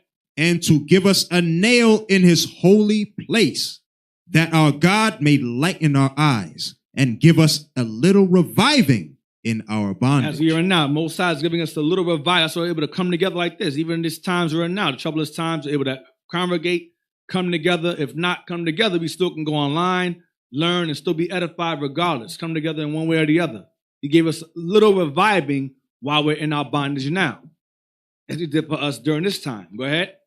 For we were bondmen, yet our God have not forsaken us in our bondage, but have extended mercy unto us in the sight of the kings of Persia, to give us a reviving, to set up the house of our God, and to repair the desolations thereof. In this instance today, our people is the desolation thereof. Go ahead. And to give us a wall in Judah and in Jerusalem. That's all I want. So now, get me Daniel 7:4. Daniel 7:4. So the Most High gave us some forms of liberty in the midst of our oppressors. Under the Persians, he gave us liberty. Under the Babylonians, he gave us liberty too. Daniel 7, verse 4. Daniel chapter 7, verse 4. The first was like a lion, and had eagle's wings. I beheld till the wings thereof were plucked, and it was lifted up from the earth. You stop conquering, go ahead. And made stand upon the feet as a man, and a man's heart was given to it. Daniel's wisdom. Go to the lion, Daniel 3, verse 1. You gotta go a little faster this one. Yes, sir. Daniel 3, verse 1. Daniel chapter 3, verse 1. Nebuchadnezzar the king made an image of gold, whose height was 80 cubits, and the breadth thereof 6 cubits. He set it up in the plain of Dura, in the province of Babylon. Then Nebuchadnezzar the king sent to gather together the princes, the governors, and the captains, the judges, the treasurers, the counselors, the sheriffs, and all the rulers of the provinces, to come to the dedication of the image which Nebuchadnezzar the king had set up. Set up a giant statue. Go ahead. Then the princes, the governors, the captains, the judges, the treasurers, the counselors, the sheriffs, and all the rulers of the provinces were gathered together unto the dedication of the image that Nebuchadnezzar the king had set up. And they stood before the image that Nebuchadnezzar had set up. Then an herald cried aloud, To you it is commanded, O people, nations, and languages, that at what time ye hear the sound of the cornet, flute, harp, sackbut, psaltery, dulcimer, and all kinds of music, ye fall down and worship the golden image that Nebuchadnezzar the king had set up. And whoso falleth not down and worshipeth shall the same hour be cast into the midst of a burning fiery furnace. There's a law here. You had to bow down and worship this giant image when they sounded up an alarm or a musical tune. Everyone had to stop what they were doing, bow down to this image. This is a law, a mandate of Babylon. Go ahead. Therefore, at that time, when all the people heard the sound of the cornet, flute, harp, sackbut, psaltery, and all kinds of music, all the people, nations, and languages fell down and worshiped the golden image that Nebuchadnezzar the king had set up. Wherefore, at that time, certain Chaldeans came near and accused the Jews. They spake and said to the king Nebuchadnezzar, O king, live forever. Thou, O king, hast made a decree that every man shall hear the sound of the cornet, flute, harp, sackbut, psaltery, dulcimer, and all kinds of music shall fall down and worship the golden image. And whoso falleth not down and worship that, he should be cast into the midst of a burning fiery furnace. There are certain Jews whom thou hast set over the affairs of the province of Babylon, Shadrach, Meshach, and Abednego. These men, O king, have not regarded thee. They serve not thy gods, nor worship the golden image which thou hast set up. Right, so these guys, so here we go. These 3 men, Daniel's boys, Shadrach, Meshach, and Abednego, they gained status in Babylon. And the heathens were jealous of them and said, okay, we're going to make it so that we're going to get these guys in trouble with their job. Basically, get them in trouble with their job because they're not following the orders or instructions of the powers that be at this time. Go ahead. Then Nebuchadnezzar, in his rage and fury, commanded to bring Shadrach, Meshach, and Abednego. Then they brought these men before the king. Nebuchadnezzar spake and said unto them, Is it true, O Shadrach, Meshach, and Abednego? Do ye not serve my gods, nor worship the golden image which I have set up? Go ahead. Now, if ye be ready, that at what time ye hear the sound of the cornet, the flute, harp, shakbut, psaltery, dulcimer, and all kinds of music, ye fall down and worship the image which I had made well. But if ye worship not, ye shall be cast the same hour into the midst of a burning fiery furnace. And who is that God that shall deliver you out of my hands? Shadrach, Meshach, and Abednego answered and said unto the king, O Nebuchadnezzar, we are not careful to answer thee in this matter. If it be so, our God, whom we serve, is able to deliver us from the burning fiery furnace. In other words, we're not afraid to tell you no. You're not afraid to say no. The answer is no. We're not worshiping that image and your God. This ain't it's not a hard question you're asking. The answer is no. We're not doing that. Go ahead. And he will deliver us out of thine hand. Our God will save us from you. Whatever you do to us, God going to deliver us out of it. Whatever plans you have for us at this point, based upon us, our non-compliance, God got our back. We're good. Do your worst.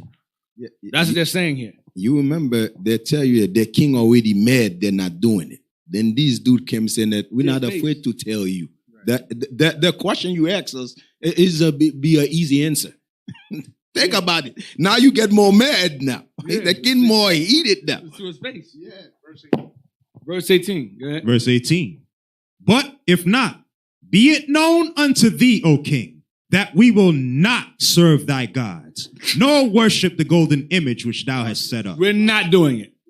Regardless what you do, we're not doing it. Go ahead.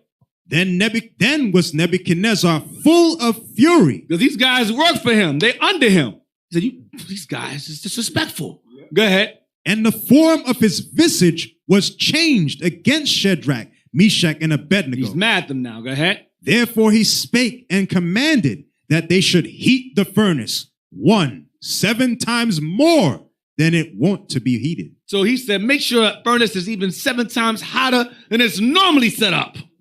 Make it even hotter. Want these guys burnt to nothing. Watch this. Read on. And he commanded the most mighty men that were in his army to bind Shadrach, Meshach, and Abednego and cast them into the burning fiery furnace. Go ahead. Then these men were bound in their coats. So these guys basically got thrown into a fiery prison. They were bound in their what? Their coats. So they were fully dressed when they were thrown in jail in this furnace. Go ahead. Their hosen. They had their coats on, their pants on. Hosen their pants. Go ahead. And their hats and their other garments, and were cast into the midst of the burning fiery furnace. Therefore, because the king's commandment was urgent and the furnace exceeding hot. So the king's commandment was urgent. He wanted them in there fast. And the furnace is so hot, 7 times hotter than it normally is. Go ahead. The flame of the fire slew those men that took up Shadrach, Meshach, and Abednego. So the fire killed the damn prison guards. The fire, it was so hot it killed them. Notice it didn't touch Shadrach, Meshach, and Abednego. They were untouched by this fire. Go ahead. And these 3 men, Shadrach, Meshach, and Abednego, fell down, bound in the midst of the burning fiery furnace. Then Nebuchadnezzar, the king, was astonished and rose up in haste and spake and said to his counselors. Isn't it astonished? Astonished. Astonished and rose up in haste and spake and said unto his counselors, did not we cast 3 men bound in the midst of the fire? So they said, hey, did we throw 3 men in that fire? Go ahead. They answered and said unto the king, true, O king. True. Yeah, we threw 3 men in there. True. Do 3 men in there. Go ahead. He answered. Facts. You do 3 men in there. Yeah. No cat. Go ahead. He answered and said, lo, I see 4 men loose. But we see 4 men in there. Who's the 4th guy loose in there walking around? Go ahead. Walking in the midst of the fire. And he's walking in the flames. Go ahead. And they have no hurt. And they're not touched by the fire. Go ahead. And the form of the 4th is like the Son of God. And the 4th looks like the Son of God they talk about. Because they had to have seen a description of him to know who it looked like. Our forefathers had to have had understanding of how the Son of God looked to say that. Go ahead. So they saw someone looking like the Son of God, in the midst of the fire. Go ahead. Then Nebuchadnezzar came near to the mouth of the burning fiery furnace and spake and said, Shadrach, Meshach, Abednego, ye servants of the Most High God, come forth and come hither. Then Shadrach, Meshach, and Abednego came forth out of the midst of the fire. You gotta understand what's happening. You gotta understand what's happening. He called them forth. They come walking out with their clothes. Oh, you called us? What's up? What's up, King? What's up? What's up, King? What's going on? You want us? What's up? You want to come on in? You want to come in? Go ahead. Then the princes, governors, and captains, and the king's counselors being gathered together, saw these... So you got to understand, he came with his men to see this. You understand he's in a pit of fire. They walk out the midst of the fire. Go ahead. Saw these men whose bodies the fire had no power. The fire did not touch them. Go ahead. Nor was a hair of their head singed. No hair singed. Neither was their clothes changed. The coats changed. Nor the smell of fire had passed on them. You know when you were by a fire, your clothes smell like fire. It's like smoke. Right. They smelled nothing. It's like the fire was like, we ain't coming to them dudes. The fire was like, nah, we ain't coming to them dudes. The Son of God told us don't touch them. The Son of God told the fire, don't touch them. Yes, sir. That's what happened. Don't touch them. Leave them alone. Yes, sir. Right. Right, exactly. Clothes are affected by fire. Right. Go ahead. Then Nebuchadnezzar spake and said, Blessed be the God of Shadrach, Meshach, and Abednego. Who what? Who have sent his angel and delivered his servants that trusted in him, and have changed the king's word. Changed his law, his order, his mandate. Go ahead. And yielded their bodies, that they might not serve nor worship any God except their own God. Go ahead. Therefore, I make a decree. Now he passes new law. I'm going to change these laws around. These dudes, fire can't even kill these dudes. Let me change this law around. Go ahead. That every people, nation, and language which speak anything amiss against the God of Shadrach, Meshach, and Abednego shall be cut in pieces, and their houses shall be made a dunghill. Because there is no other God that can deliver after this sort. Watch this, verse 30. Watch what happened. Then the king promoted Shadrach, Meshach, and Abednego in the province of Babylon. They got better jobs. They got promotion. Hey. So in this history we just read right here, this history, you all know when we read the scriptures, it says everything that was written up aforetime was written for our learning, right? Now we read about back in the time of ancient Babylon, in society, what took place was law decrees that was set up for us to go against God's laws, and it was designed to destroy us and kill us and get us killed. And you see how our forefathers overcame that obstacle. Okay, it wasn't by their own strength, it was by them trusting in the Lord. Right. The Lord literally came there and delivered them. You understand? So we have to learn from these examples that our forefathers set forth, man. Okay, that's who we got to trust in. We have to trust in the Lord. Okay, let me get Psalms. Can I read? Let me get Psalms 124 and read that real quick for me.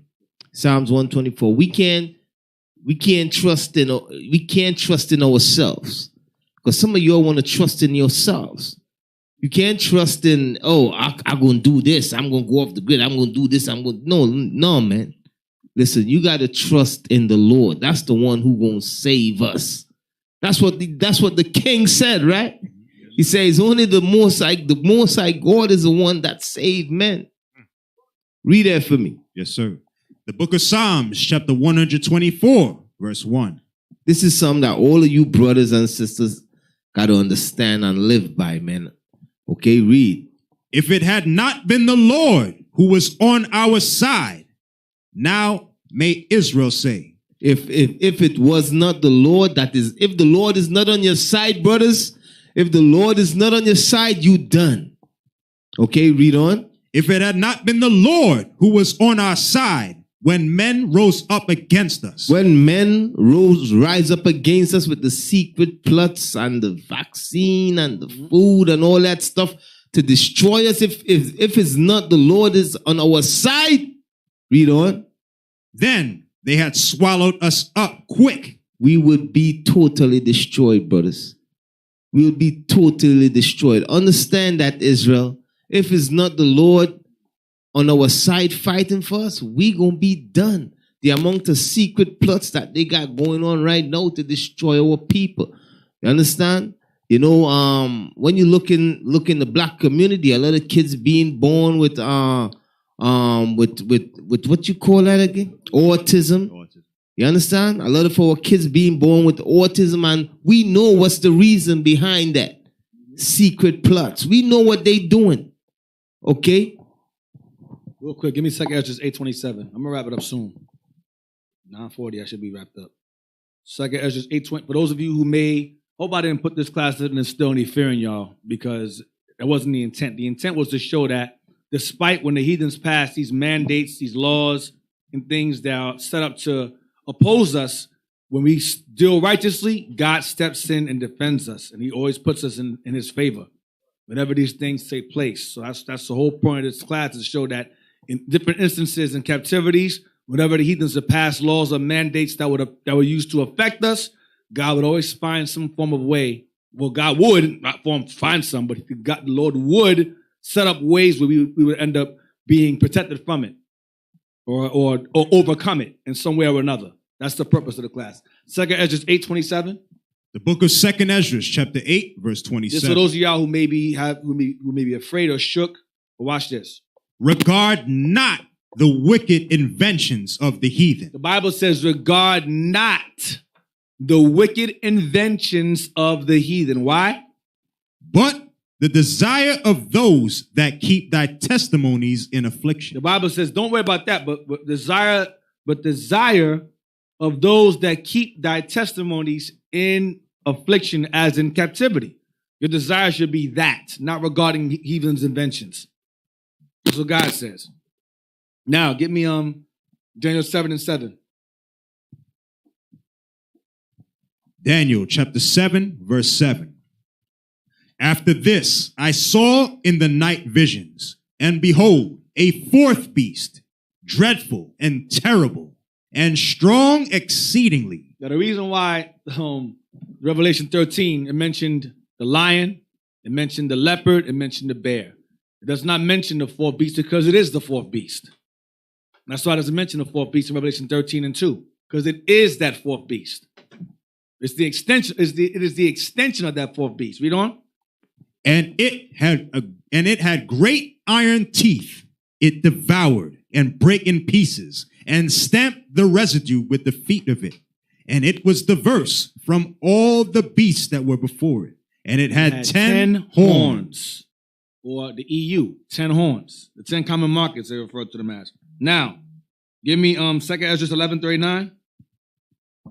2 Esdras 11:39. Let's see who this beast is. Because Daniel saw its teeth and saw it conquer, but didn't see the form of it, as in what animal it was, what beast it was. Daniel Esdras 11:39. Yes, sir. You're going to be a little faster this one. We're almost done. Yes, sir. 2 Esdras chapter 11, verse 39. Art not thou it that remainest of the four beasts? Art not thou of it that remainest of the four beasts? Go ahead. Whom I made to reign in my world. Made to what? Who I made to reign in my world. In my world, go ahead. That the end of their times might come through them. I mean, they'll be their own end. They're going to bring about their own end. Rome. Go ahead. And the fourth came. And the fourth, as in out of the four beasts. Daniel 7, go ahead. And overcame all the beasts that were past. Go ahead. And had power over the world. It had power. So there's nowhere to run. There's nowhere to hide. This fourth beast will gain power over the world. The old world and the new one. Go ahead. With great fearfulness. With great fearfulness or tyranny, imperialism. Go ahead. And over the whole compass of the earth. So the Bible makes it clear that this empire would have power over the entire planet. Because remember, during Rome only had power over what side of the world? The old world. But it says, this verse says, over the whole compass, meaning they're going to have power on this side also. Then you know it's not talking about Rome, it's referring to the extension of it. Go ahead. With much wicked oppression. With much wicked imperialism. American imperialism. Despotism. Much wicked oppression. Go ahead. Suppression, repression, same thing. Tyranny, same thing. Go ahead.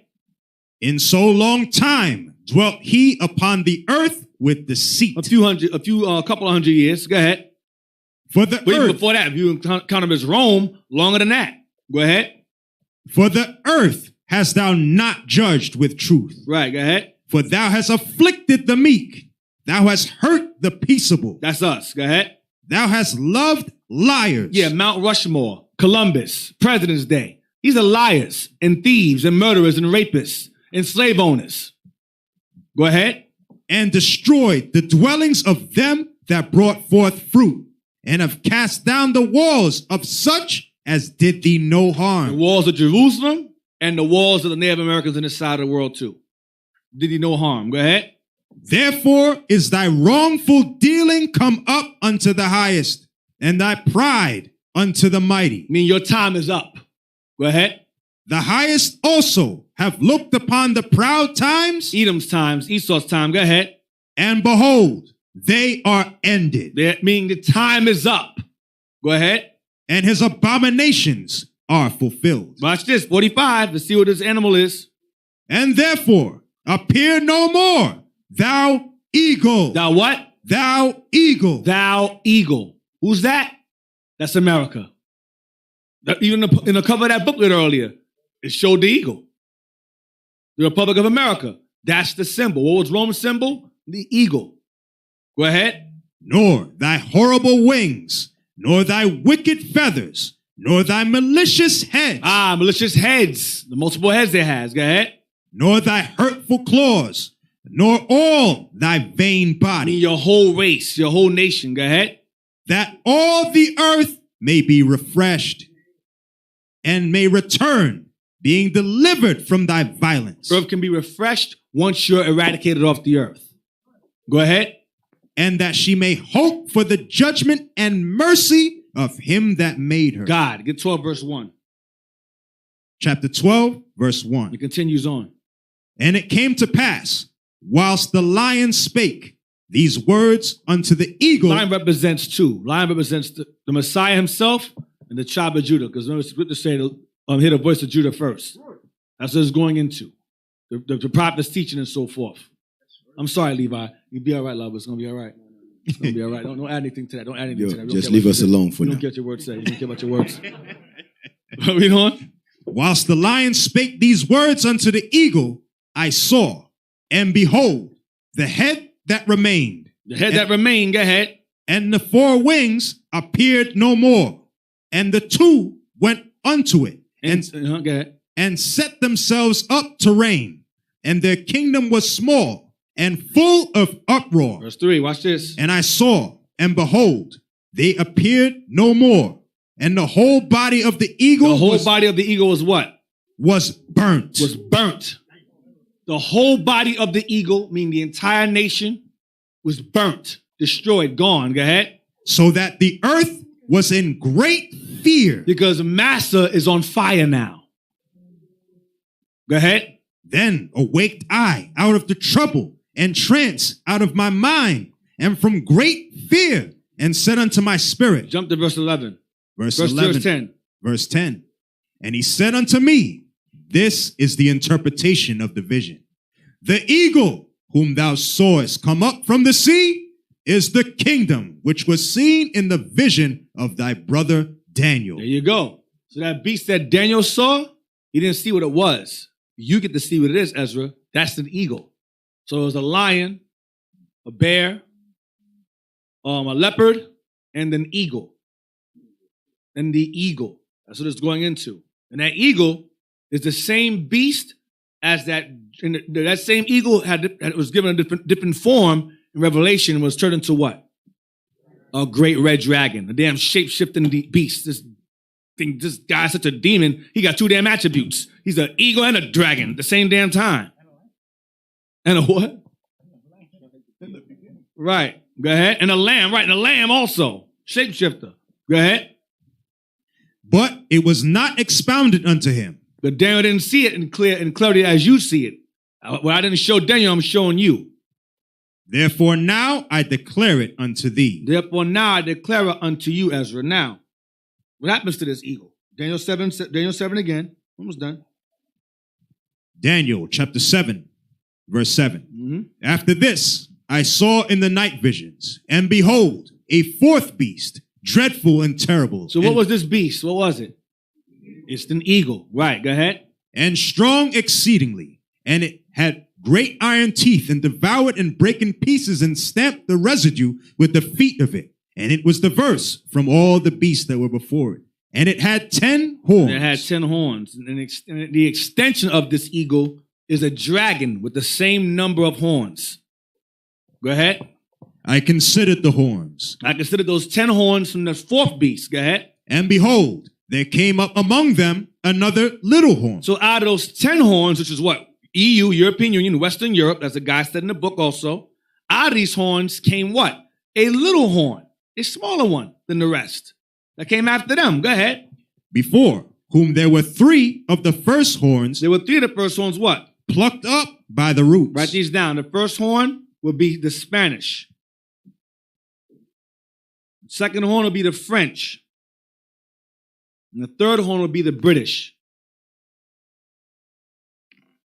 So you have what was called the Spanish-American War, the French-American War, and the War of what? Independence. Revolutionary War, whatever. It wasn't our revolution. Don't give a damn about that stuff. Independence Day. American Revolutionary War. Those are the 3 plucked up by the roots. You 8 again? Here we go. Okay. I considered the horns, and behold, there came up among them another little horn, before whom there were 3 of the first horns plucked up by the roots. Because this little horn conquered them. Go ahead. And behold, in this horn were the eyes like the eyes of a man, and a mouth speaking great things. This horn gained wisdom, intellect. Why is it in Daniel? It's just like the lion in verse 4. This is a heart of a man was given to it. Same wisdom. Why is it in Daniel? Because Daniel was wise. Daniel was shown every major empire to come into existence. The time of the Gentiles is shown to Daniel.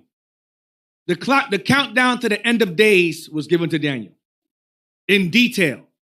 From the Babylonians to the Persians to the Greeks, he even gives the whole damn record of lineages in Daniel.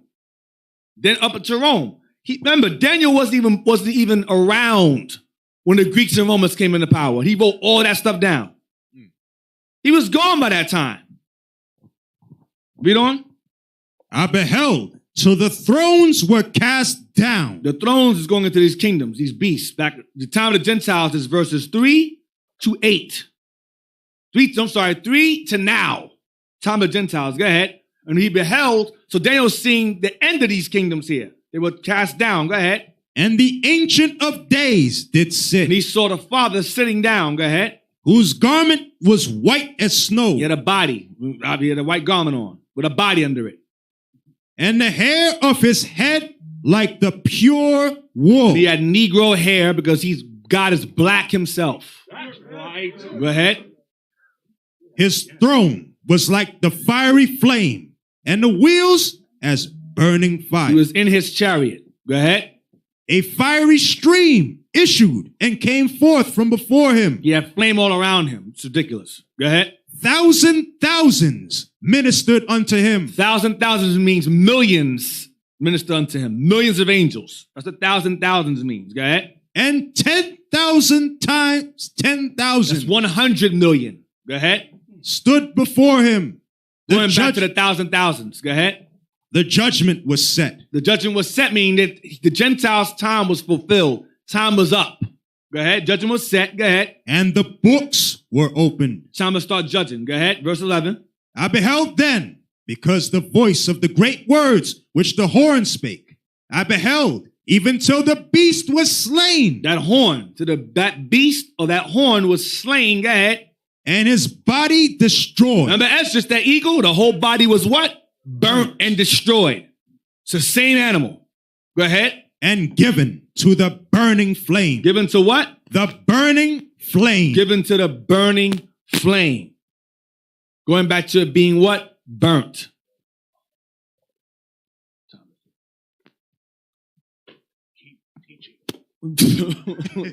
So, I'm going to wrap it up. It's almost 10 o'clock. So, I'll wrap it up there. So, again, do not regard the inventors of the heathen and know that the Gentiles, the nations, their time has an end. So all we have to do is endure and overcome, and we get to witness and see this thing coming to fruition. So with that, and wrap it up.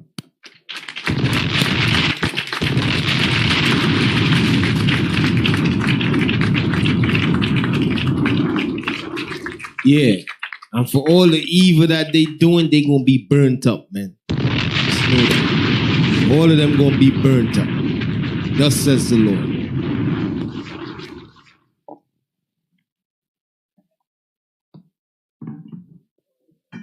You imagine men have a very short time in this earth. Think about it in Genesis when they had to leave 700, 300. Imagine how evil men were. They have a short time. Look how evil they are now. Imagine if God allowed to give them any time. I mean, we would have been consumed, brothers. So the Lord really like protecting us from all these things. You know, and that I think Deacon Nathan make the statement, even though sometimes you're looking at there is no way in, no way out, always remember the Lord got you, man. The Lord can make things happen where it's strange. Even though after that, they deliver all these diseases toward Africa, toward this place, they noticed that things that they expect to happen was not happening. So they went back to the lab and do much wickedness. You understand? But there's a God in heaven. I mean, always remember that, brother. There's a God in heaven. So put your trust in him. Any announcements? All right, let's make them announcements. Yes, sir. Yes, sir. All praise.